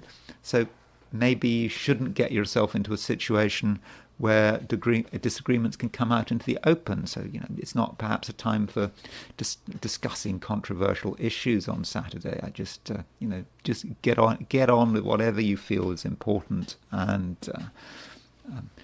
perhaps you should focus your efforts and your energies in terms of the weekend on Sunday rather than Saturday. Sunday is, I think, a better day than Saturday, we have the moon moving into Cancer, so moon moving into your opposite sign, Cancer, and the moon makes two aspects. It makes an opposition to Mercury, and then it makes a trine to Venus. So the moon opposition Mercury could be somewhat difficult.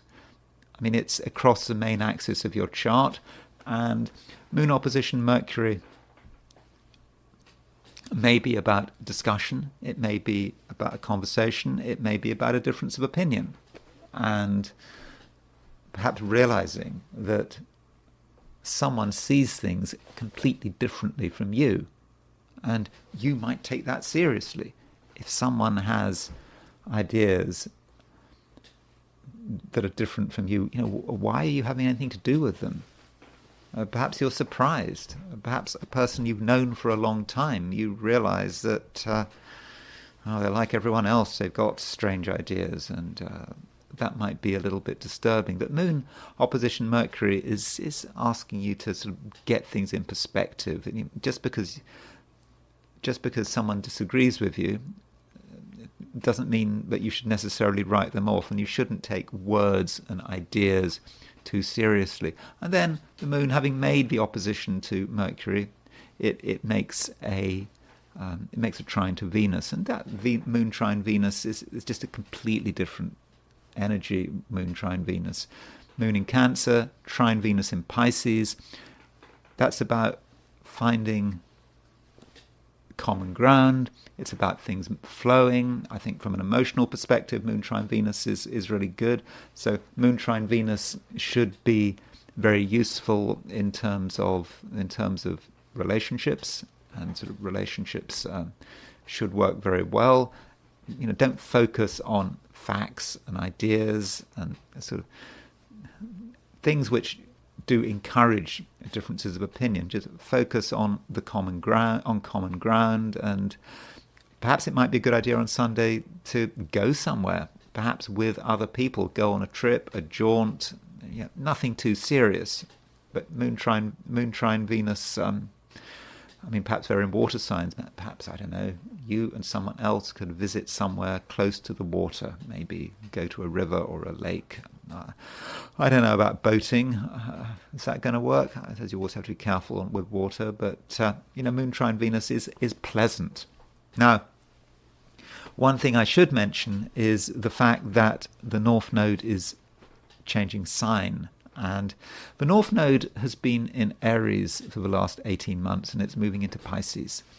And actually, talking about water, the moon is getting quite the North Node is getting quite close to Skat, a fixed star connected with shipwrecks and shipping disasters. So maybe on second thought, boating trips should be avoided with North Node. In fact, boating trips this weekend should definitely be avoided.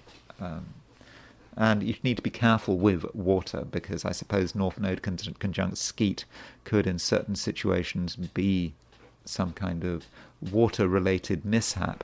But Skat aside, with the North Node moving out of Aries into Pisces, I'm thinking that over the last 18 months, creating order has perhaps been quite important. Perhaps in a domestic sense, you wanted things to be in order. You wanted a sense of security. You wanted to feel that everything was under control, and that the ground under your feet was firm. And now the North Node is out of Aries. It's moving into Pisces, and the South Node is moving out of Libra, moving into Virgo. Now, it may not be about the North Node being in Pisces. It may be about the fact that the North Node is leaving one of the main angles of your chart. It's leaving the Aries-Libra axis. It perhaps puts less pressure on you, and maybe, for example, the home-work balance is not going to perhaps be as important as it used to be. And with the North Node moving into Pisces. Perhaps the challenge now is to just collect information. Collect information and find a way of presenting this information. And I think you have to work out what that means for you. It's not a time with the South Node in Virgo to be trying to think that you can just come up with some wonderful idea, wonderful plan. It's all there for you. When I talked to Cancerians, I was suggesting that they needed to take a top-down approach, getting the big concepts in order. I think for you, remember Capricorn is the opposite sign to Cancer. It's more bottom-up. So in terms of how you're going through the world with North Node in Virgo, it's about gathering the information first. Don't feel that you can just take some big idea, big concept and stick it onto your life. It doesn't work like that. You have to sort out the details first, gather the information. And once you've gathered the information, you'll get a perspective about your overall strategy, your overall meaning. But it may take 18 months to work it all out. So perhaps that's how you should be using the next 18 months. I mean, at least one way of using the next 18 months. And remember, information can come in many forms. It's not just about bits of paper with words written on them. It can be, particularly with North Node in Pisces, it can be about your feelings and your perceptions. And I mean, a good way of using the North Node in Pisces over the next 18 months is possibly to start a diary and write down your feelings as they come. And each feeling in itself might seem disconnected, but as you gather the evidence, whether it's through your emotions, through what you see, what you read, you can start to get a picture. And then it may take until 2026 before things really become clear. But you're a Capricorn. I mean, you understand the importance of having a long-term perspective, and 18 months for you isn't really such a long period of time. Aquarius, I think in some respects, Saturday might be a better day than Sunday.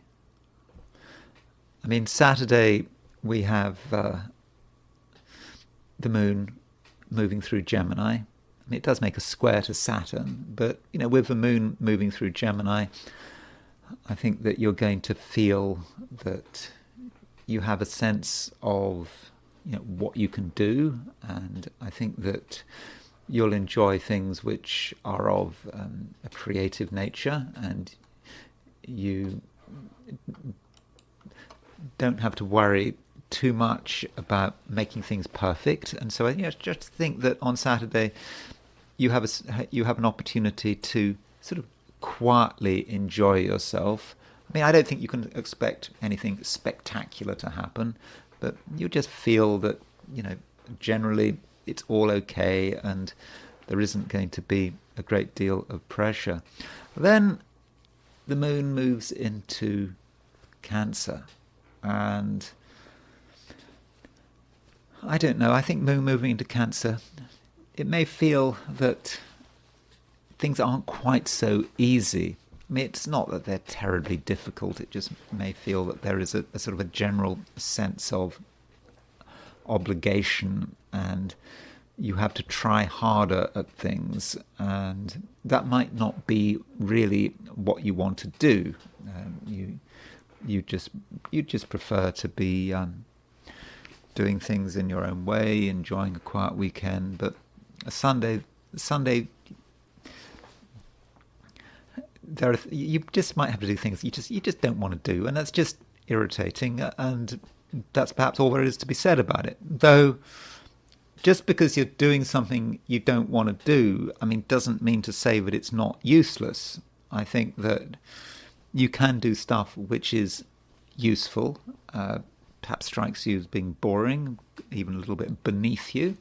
But if you do something that feels like that, I wouldn't take it to heart. And perhaps with the moon, as the moon moves through Cancer, it does make a trine to Venus, and maybe with that moon trine Venus, you might perhaps grudgingly recognize that something you're doing that you don't really like doing could actually be useful and might perhaps help you at a later stage. I mean, maybe it will help you in a sort of a financial sense. Let's get things sorted out before the new week gets underway. So that could be a positive, and also, I suppose, moon trine Venus may indicate the possibility that you can perhaps find people who are useful. You may not particularly want to follow their advice, but they may say something that you recognize is perhaps necessary advice, and you'll perhaps grudgingly be prepared to do things other people's way. But I don't think you're feeling too happy about the situation, but not miserable. I'm certainly not saying there's anything disastrous about this weekend. In fact, Aquarius, you're quite willful over the weekend, both Saturday and Sunday. I think that if you really want to do something, you'll find a way of doing it. I mean, that doesn't mean to say it's the right thing to be doing, but still, if you want something to happen, Aquarius, I think that you can certainly make it happen. Doesn't seem to be any doubt about that. Now, one thing that is happening this weekend, which I'm putting quite a lot of emphasis on, is that the North Node is changing signs. And the North Node is moving into Pisces. And the North Node stays in Pisces until, I think, July of 2026. And so with the North Node in Pisces, over the next 18 months, it may be a time where you perhaps have to take another look at your finances. And the financial side of things is something that Aquarians can often disdain. I mean, why should you have to worry about money? I mean, it's just so boring, and it shouldn't be something that you should have to worry about. But with North Node in Pisces, I think that it's a time when you should be aware about what money means and what impact it has on your life, and you need to keep it simple. I mean, terrible thing to say, but some things can be reduced to a financial value. They can be monetized. You can put a precise number on them. Yeah, it's not really something you want to hear, but maybe this is a time when you do need to keep it simple, focus on how much money you've got in the bank. If you haven't got enough money in the bank, or you're not making enough money, then over the next 18 months, it seems that you really actually have an opportunity to really focus on this. I mean, at the same time, the South Node is moving through Virgo, and with the South Node in Virgo, you might be tempted to make money more complicated than it actually is, or you might take the view that money is so complicated you don't even want to bother with it. But you need to, that's what I mean by keeping it simple. So if you keep it simple, Aquarius, then I think that by July of 2026, your financial situation could be better than it is now. Now, that means you are going to have to put some work in, and it's not something you're going to want to do, because the North Node is representative of future, and it very often is something that is something you're unwilling to do, but you also know that it is important. And so that may be one way in which the North Node is working through. And the North Node, aside from this issue of money, the North Node is in Pisces, and so North Node in Pisces, if we forget the money side of things, Pisces is a sign that in a way you need to be embracing. I think to an extent you're already embracing it, because Saturn is your ruler. Saturn is in Pisces, but with North Node in Pisces, you have to just accept that things are emotionally fluid, and by understanding the fluidity and unpredictability of the tides of society, the world world in which you live, of the economy. If you understand those tides, you'll be making yourself stronger, and you'll be protecting yourself from external change. Pisces. So Pisces, the North Node is moving into your sign, and the North Node stays in Pisces, I think, until July 2026. I mean, usually North Node stays in a sign for approximately 18 months. And so with the North Node in Pisces, it's a time certainly when you need to be thinking about yourself. I don't think that's too much of a problem, because you've already got Saturn in Pisces. So the North Node in Pisces is just going to further emphasize this. So with North Node in Pisces, and a South Node in Virgo, it's tempting to worry what other people are doing, what impact perhaps that other people might be having on you. But North Node in Pisces is really saying, you put yourself first. I mean, that's not about being selfish. It's about being realistic, and also it's about being in keeping with your destiny, because you could say that the North Node is about an unfolding destiny and a changing destiny. The North Node has been in Aries. The North Node is now in Pisces. Over the next 18 months, you're the one that matters, and you shouldn't try too hard to make other people happy. I mean, you could go crazy trying to make other people happy. South Node in Virgo, you have to make one change after another, and let's face it, no one's going to be entirely happy. However hard you try to make someone happy, they're always going to have complaints. And perhaps that's a message of South Node in Virgo. So North Node in Pisces, be very focused on who you are and what you want, and do put your own interest first. So that's kind of general, talking about the overall period over the next 18 months. As far as the specifics of this weekend are concerned, I would have said that you shouldn't necessarily worry too much about other people.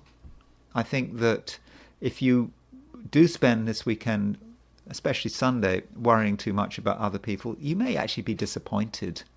I think you may find that certain people are not being especially forthcoming, and you may also feel that they're holding something back, and you don't know why they're holding something back, but it doesn't feel as if they're being entirely honest with you. I don't think they're actually being dishonest with you, but there are perhaps certain things they're keeping to themselves, they don't want to discuss it, or they're preoccupied, and so perhaps you should just accept the situation. And it may actually be, Pisces, that you're starting to pick up on the fact that Venus is making a conjunction to Saturn.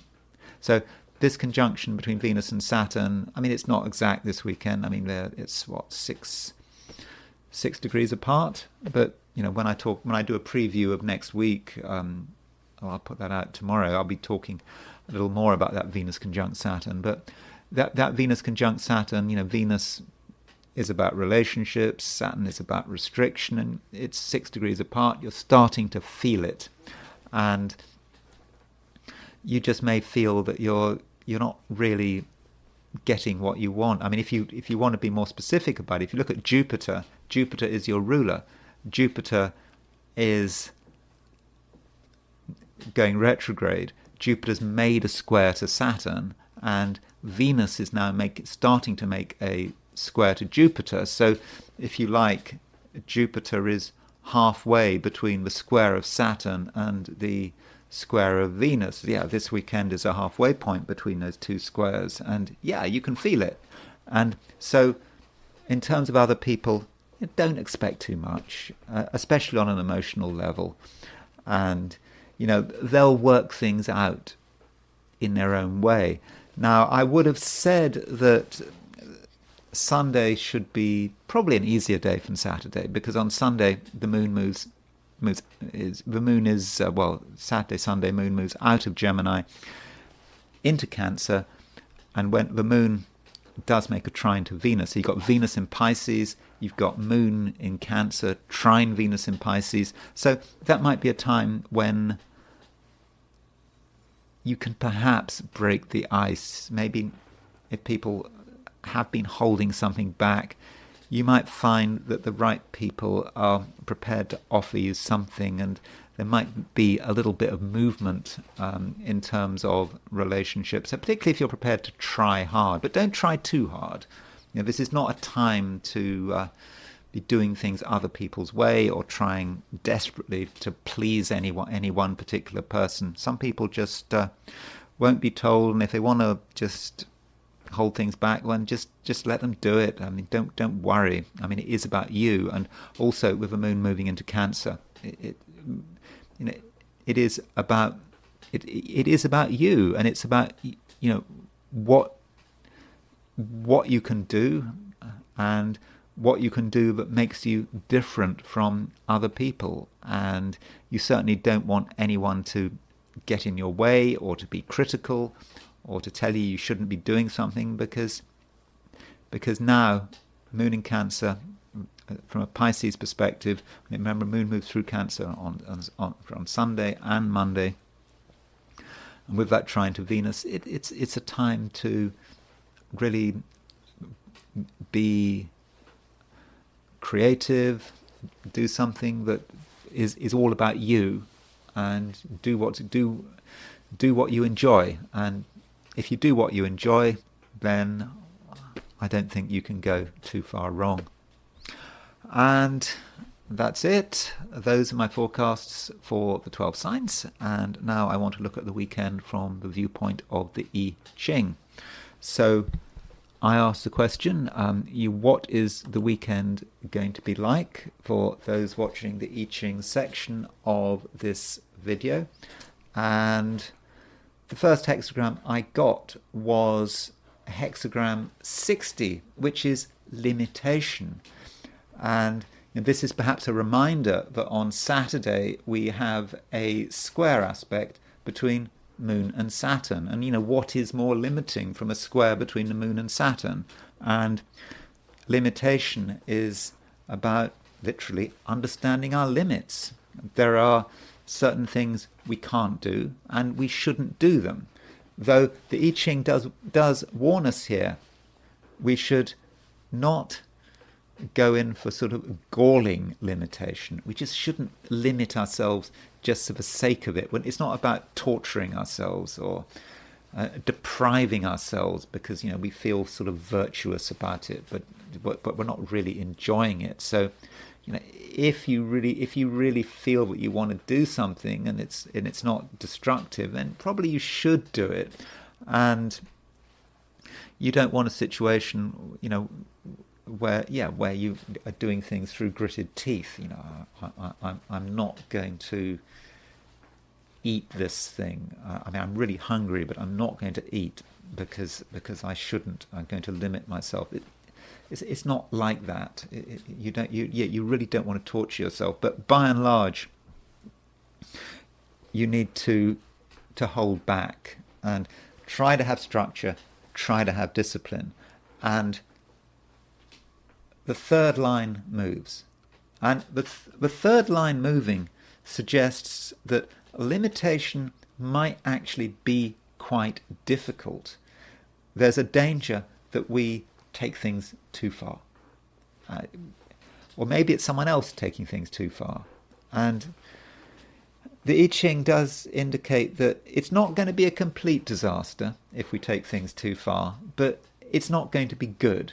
And by taking things too far, we're going to, in the end, slow ourselves down. Yeah, we'd like action. And maybe if we actually look at it astrologically, we've got on Saturday, we've got Moon square Saturn. Then on Sunday, we've got Mars semi-square Jupiter. Mars semi-square Jupiter is about going too far.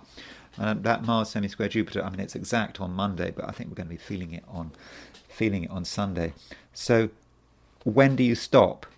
And it's possible we go too far, we find out we've made a mistake, but it's too late. It's done.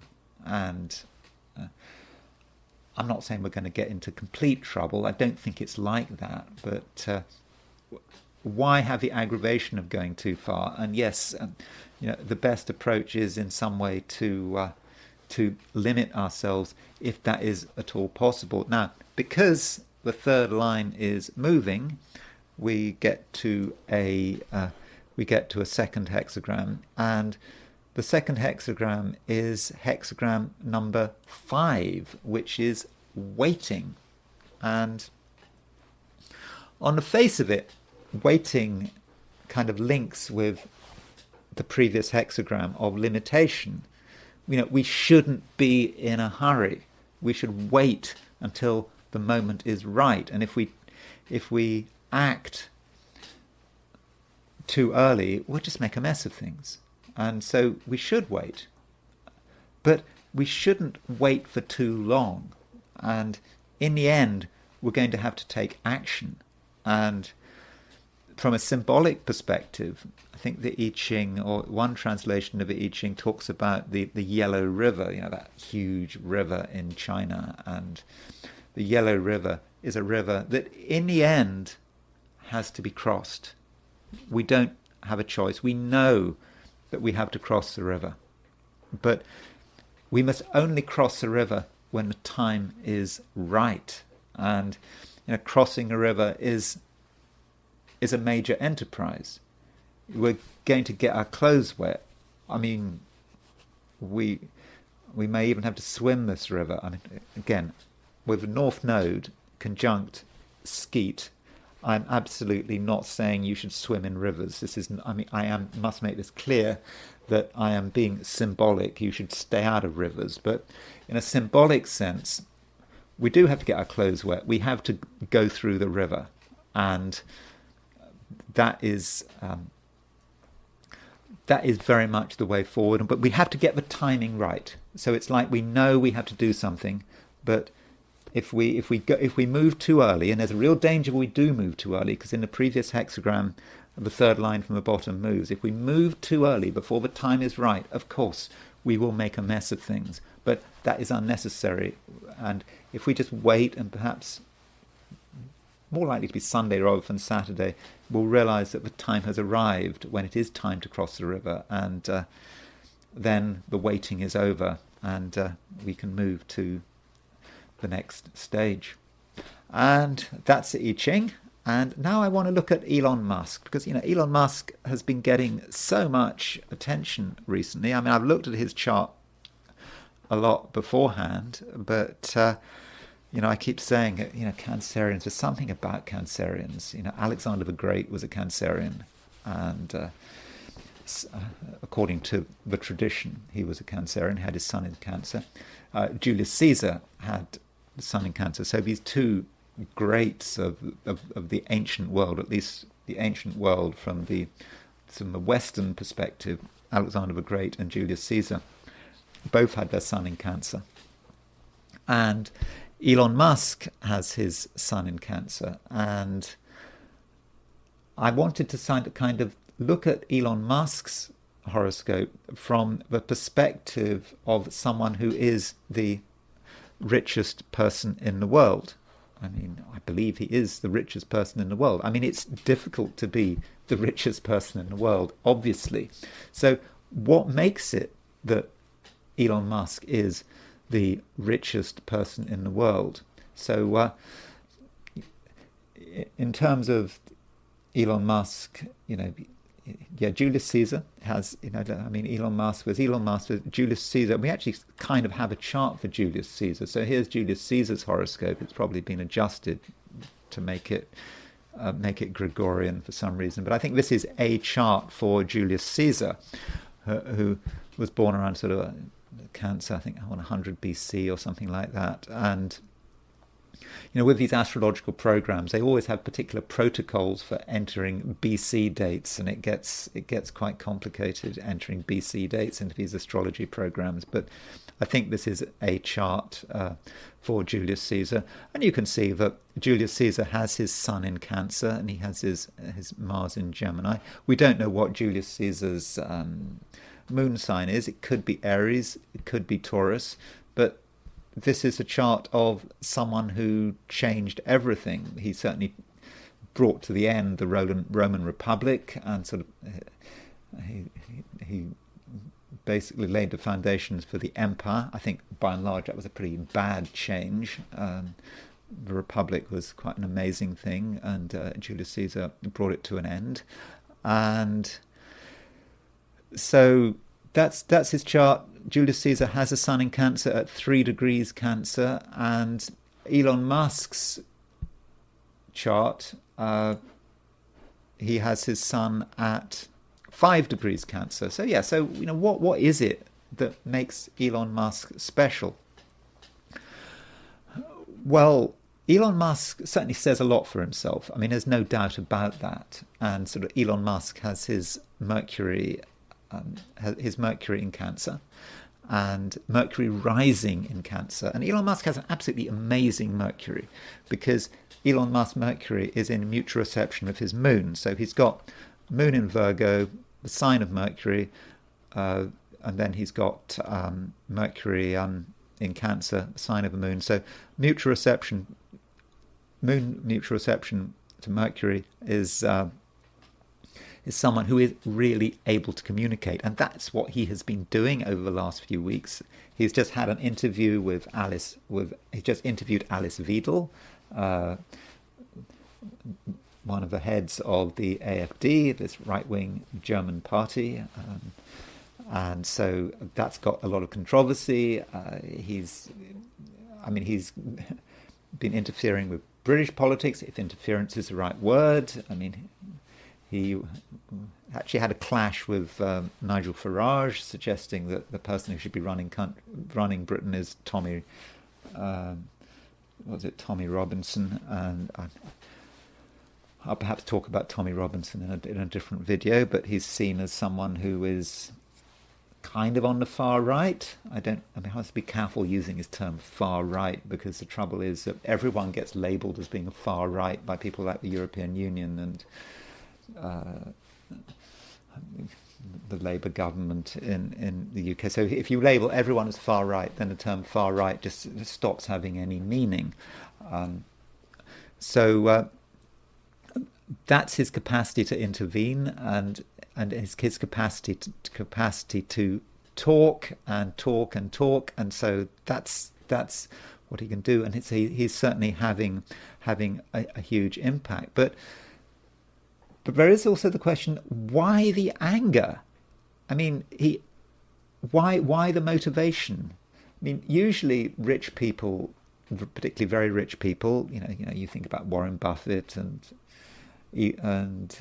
Bill Gates, they often become national treasures, or they try to become national treasures, and they don't rock the boat too much, at least on the surface, and they perhaps act behind the scenes, but not Elon Musk. Elon Musk is there, and he is absolutely insistent on getting noticed. So what is it? What is it about this chart? So one thing that I'm thinking might be important is his Saturn-Neptune opposition. I mean, I know you don't normally associate Saturn-Neptune opposition with being super assertive, not really, but still, that Saturn-Neptune opposition is pretty close. It's within half a degree. Saturn-Neptune can be about fear and a feeling that something is changing and you don't like the way it's happening, and you want to stand in the way of change, and that could be some aspect of that Saturn opposition Neptune. I mean, it's difficult to take this aspect and make it personal. I mean, I'm talking about. I mean, I've got Saturn square Neptune, but Saturn in Aquarius square Neptune in Scorpio. But here, Elon Musk, he's got the opposition, and he's got a strong Saturn. I mean, Saturn is in Gemini. It's an air sign. It's a daytime chart. It's a masculine chart. Saturn rules the air signs by day, so it is a strong Saturn, but it is opposition Neptune. There's something undermining him, and it may be that he's actually thinking about what's going on in society. I mean, I'm thinking in particular of how he talks about the woke mind virus. He thinks wokeness is destroying our society, and maybe that's how Saturn Neptune is working. And of course, he has been affected by it, or sees himself as being infected by it, because one of his children became transgender, and this really upset him. And I think this may have been a trigger in terms of his activism. He really said, I think he said in an interview, he dedicated himself to destroying the woke mind virus. And maybe this is what he's really doing. And I suppose if you're the richest man in the world, you can do it. But in terms of the anger, he has got a Sun sesquiquadrate Mars. The Sun is 553 Cancer, Mars is 2054 Aquarius, 1 minute separation. I really would urge you, when you're looking at charts, always look at semi-squares and sesquiquadrates. If you look at a chart and you don't look at a semi-square and a sesquiquadrate, you are missing something out really important. It's really important. And within 1 minute orb, it is far more important than a trine or a sextile. That aspect between the Sun and Mars, because it's so close, in many respects, it defines Elon Musk. So do look at semi-squares and sesquiquadrates. They're not actually so difficult to spot if you get used to it. I mean, you think Sun is at 553 Cancer, so it's going to aspect anything in the late fixed signs. And so 553, we add 15 to 553 Cancer, which takes us to 2053 fixed. There it is, Mars 2054 fixed. So very close Sun-Mars sesquiquadrate. So here is someone who is angry, who is very assertive, who wants things done his way. And of course, it's Elon Musk. He's a man, obviously, but these are two male planets. He's not projecting these two planets. They're his. And things annoy him, and he puts a lot of energy into his business, into his career, and now into his ideas and what is important to him. And furthermore, this Sun sesquiquadrate Mars is, you have to ask, what is the midpoint? What is the Sun-Mars midpoint? So you can see that 145 degrees. So if the midpoint, what's the midpoint between 20 and 5? The midpoint is going to be at around 28 Cancer. 28 Aries. Let me just show you this chart from a dial perspective. So let's just create some dials here. So that's a 90-degree dial. Let's actually look at the 360-degree dial, which is a regular 360-degree circle. So let's put the midheaven on this dial. There's the midheaven. See, can you see? So his midheaven is exactly on the Sun-Mars midpoint. If we got the time right for Elon Musk, it's exact with a 3-minute orb, and in fact he's got a Sun Vulcanus conjunction. Vulcanus in hypothetical is a hypothetical planet in Uranian astrology. It's about great force. It represents sort of Vulcan, I think the blacksmith of the gods, and you think he sort of works. I think he's at the bottom of a volcano, smashing away. And I suppose you could say that's his industry, smashing away, creating things in his Tesla or SpaceX or whatever. And he wants to do it. He wants to do it his way. But even if you don't accept Vulcanus as a hypothetical planet, you can see that the Sun and Mars are in sessu quadrate. I mean, it's midheaven on a Sun-Mars midpoint in general would be powerful, but because the Sun and Mars are in sessu quadrate as well, that makes that aspect really, really intense. And so the midheaven is about him really making things happen, wanting to make things happen, and nothing is going to stop him. Also, look at his midheaven. Look at Jupiter Pluto. It's within a degree. The midheaven is within a degree of his Jupiter Pluto midpoint. Jupiter Pluto is a pairing connected with self-improvement. You always want things to be better. So I think that just by looking at the midpoint tree of his midheaven, and this is using the 360-degree dial. This is not semi-squares, sesquiquadrates, or anything to midpoints. It's just direct midpoints, and going back to his natal chart, and you can see there's Sun Mars, and you can see midheaven is on the Sun Mars midpoint, and also midheaven is on the Jupiter Pluto midpoint. So we have someone who is very ambitious, and he's a Cancerian. And Cancer is a water sign, and Cancer is quite a subjective sign. It has opinions, and it has feelings. And so you can imagine, here's a Sun in Cancer, you can imagine the feelings he had, having a particular view about gender and his children, and having ideas about his children, and then one of his children deciding they want to change sex. This was probably absolutely devastating for Elon Musk, and that may, to some extent, explain what we're seeing, that he's sort of gone to war against the liberal establishment. I don't know whether that was the only thing that had an impact on him, but I think it had quite a big and sort of powerful impact on him. And so that's a few points about Elon Musk's chart. I mean, there are other things to say. This is his Western chart, by the way. His Eastern chart, his Vedic chart, is also quite telling, is quite important. And I do want to look at his Vedic chart because there are a couple of things that really do need to be pointed out about it.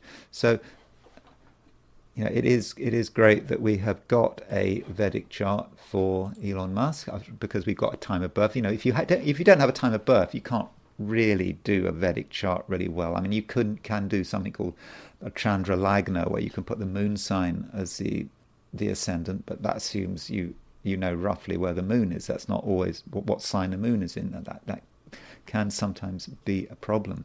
Now, here is Elon's chart. Here is Elon's Vedic chart, and what I want to look at is his Mars. Now, his Mars is in the 8th house in his Vedic chart. So here's his ascendant. He's got Gemini rising. So he's got Cancer rising in the west, but he's got Gemini rising in the east. So his Mars in Capricorn is in the 8th house. And he's got Mars conjunct the North Node in the 8th house. Now, he is in his Rahu Dasha. And his Rahu Dasha starts in 2012. And I think this is something very important, lesson, if you like, about Indian astrology. The trouble about Indian astrology is Vedic astrology is it can be much more accurate from Western astrology. It can get things really right, but it's so easy to make mistakes, and really easy to make mistakes. You can get things in completely wrong just by not seeing some kind of subtlety, and this is what I just want to kind of explain in a moment. So his Rahu period starts in 2012 and it ends in 2030. And so, on the surface, you could say that his Rahu doesn't look too good in the 8th house, conjunct Mars. I mean, that's difficult in the 8th house. And so, why is it that Rahu is working so well? I mean, since 2012, look at what's happened to the Tesla share price. People were writing off Tesla, and it was overvalued, whatever, and it just went from strength to strength to strength. And I mean, I know that it hasn't always worked out for him. There were difficult times for Tesla. There are still people claiming that Tesla is about to go bankrupt, or not literally bankrupt, but it's suffering from the fact that he had to raise so much money to buy out Twitter. But by and large, things seem to be working very well for him in this period, starting in 2012, and this period does continue until 2030. And so Rahu is in the 8th house, conjunct Mars in Capricorn. Doesn't look great, but we have to consider Mars. You see, Rahu is in the sign of Rahu is in the sign of Mars's exaltation, and Rahu is conjunct Mars, and because of that, Rahu, I believe, is greatly strengthened. And Mars in Elon's chart is super strong, super strong, for one reason, and it's to do with the fact that Mars, it's not just that Mars is exalted in Capricorn, its degree of maximum exaltation is 28 Capricorn. Look, it's at 27, 26 Capricorn in his Vedic chart. Okay, Mars is in Aquarius in his Western chart, so it's very close to its degree of maximum exaltation. And in terms of the jargon, there is a Shadbala system, which is sixfold strength, and one of the components of the Shadbala is this thing called Ochabala, and Ochabala simply focuses on exaltation and how close a planet is to its exaltation degree. And I think the maximum pointage that a planet can have is 60, and I think the lowest is 0. So Mars gets almost full strength with Ochabala because it is so close to its degree of maximum exaltation. His weakest planet, which does very poorly in Ochabala, is his Saturn, which, Mars is getting 59.81, Saturn gets 5.89, and the reason Saturn is so weak is because Saturn is fallen in Aries, and you can see that although Saturn is in Taurus, it's pretty close to its degree of maximum fall. So it's the strength of that Mars is just completely overwhelming, and I think that is why his Rahu period is working so well. I mean, that would be logical. And notice that it all comes to a peak in April 29. He is in his Rahu Mahadasha and his Mars Subdasha. So from 27 to 29, just before his Jupiter Dasha starts, then he could blow up.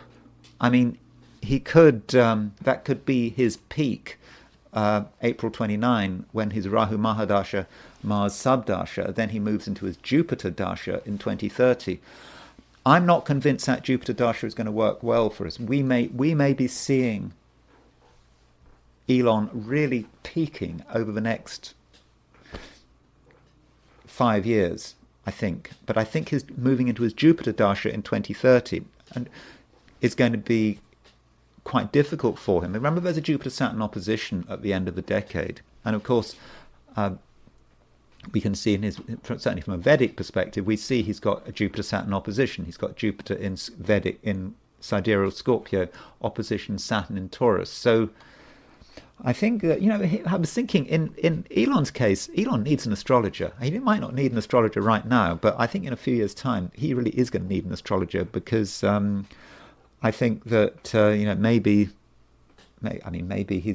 Trump's going to sort of fall out with him pretty soon. I mean, Trump's got a big ego, whatever, but I think at the end of the decade, probably Vance's term, I suppose it seems reasonable right now. I'm not using astrology to think that Vance will take over from Trump. I can't see at the moment the Democrats winning the 2028 election, but after that election, perhaps when Trump is no longer president, we could see real problems for Elon, and maybe he's at risk.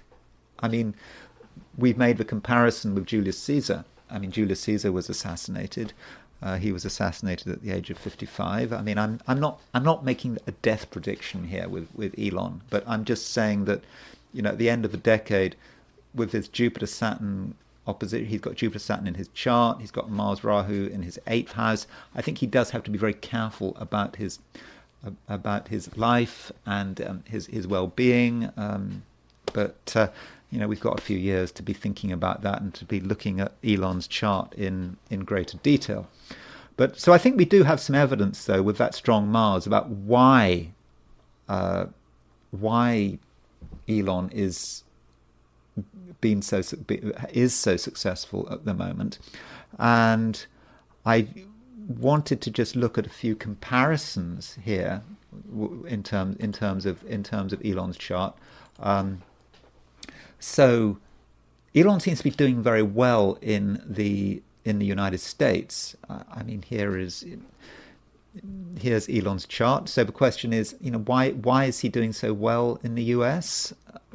Well, I think his chart does actually link quite nicely with the United States chart. So in terms of the United States chart, if we put the United States' chart in the middle, we see that Elon's Mercury ascendant conjunction at 1314 Cancer, which is of course that links with the Sun's with the United States' Cancer at 1319. So his Mercury conjunct ascendant is on the United States' Sun.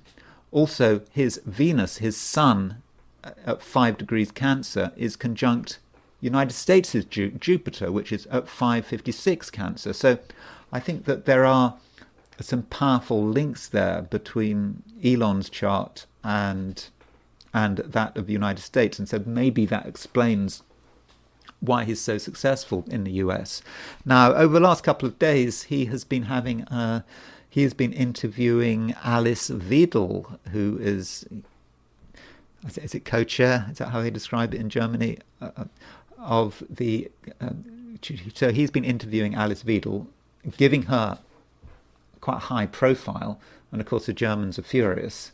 The German government is furious. I mean, they're trying to ban her parties. Not the government itself, but there are certain German members of parliament who think that the AfD should be banned because it is getting so many votes, or is likely to get so many votes in the federal election on February 23rd. So here is Alice Weidel's chart. I don't have a time of birth for Alice Weidel, so I shouldn't really have an ascendant there for her. So let me just remove the ascendant from there. So here's Alice Weidel's chart. And so how does she link with Elon Musk? So how does he help? So Alice Weidel she has got a lot of planets in Aquarius. She's got the Sun, Mercury, and Mars in Aquarius. And so there is Elon's Mars and his North Node. So Elon's North Node is at 15 Aquarius, and Alice Weidel's Mercury is also at 15 Aquarius, and so you can see that there is perhaps a natural rapport between these two people, and you can see that in terms of Mercury, for which she's had an interview, and so she's having this interview with Elon Musk, and so that really links with Mercury, her as a communicator, hitting Elon Musk's North Node, and of course his Mars is on her Sun, so I think there's a natural rapport between the two of them, and Alice Wiedel's Alice Wiedel's Pluto in Libra is trine Elon's Mars, and so again, there's something about her generation that is perhaps a focus for his anger. I mean, part of his anger is trying to stir things up, and perhaps using a representative of a generation, a slightly later generation from his. I mean, they're born about 8 years apart, but Elon was born when Pluto was in Virgo. Alice Weidel has Pluto in Libra, so there's a slight generational difference, but he's using that Mars to get in touch with her generation, and it's not just his Mars, it's his Venus. So because remember, Elon Musk, by the way, has a Venus-Mars trine, a very close Venus-Mars trine, which is quite charismatic, and so his Venus-Mars trine is really picking up on her Pluto, and we don't know where her moon is, but there's a lot of linkage there, I would have said, between Elon Musk and Alice Weidel, and it's very much air. It's about the interplay of ideas, and so you can see how it's kind of working out. So I think in terms of Alice Weidel, I mean, I think doing that, you can see how that interview has really helped her out and sort of gave her a real boost before the federal elections on February the 23rd. And that's it. I would like to say a little more about Elon Musk, but I think I'm kind of running out of time there. So thank you very much for listening. If you enjoyed the video, I'd be very grateful if you were to like it. If you're not subscribed, I would, of course, be really grateful if you were to subscribe. If you want to buy me a coffee, there's a link in the description. So thanks again for watching, and I will talk to you again very soon.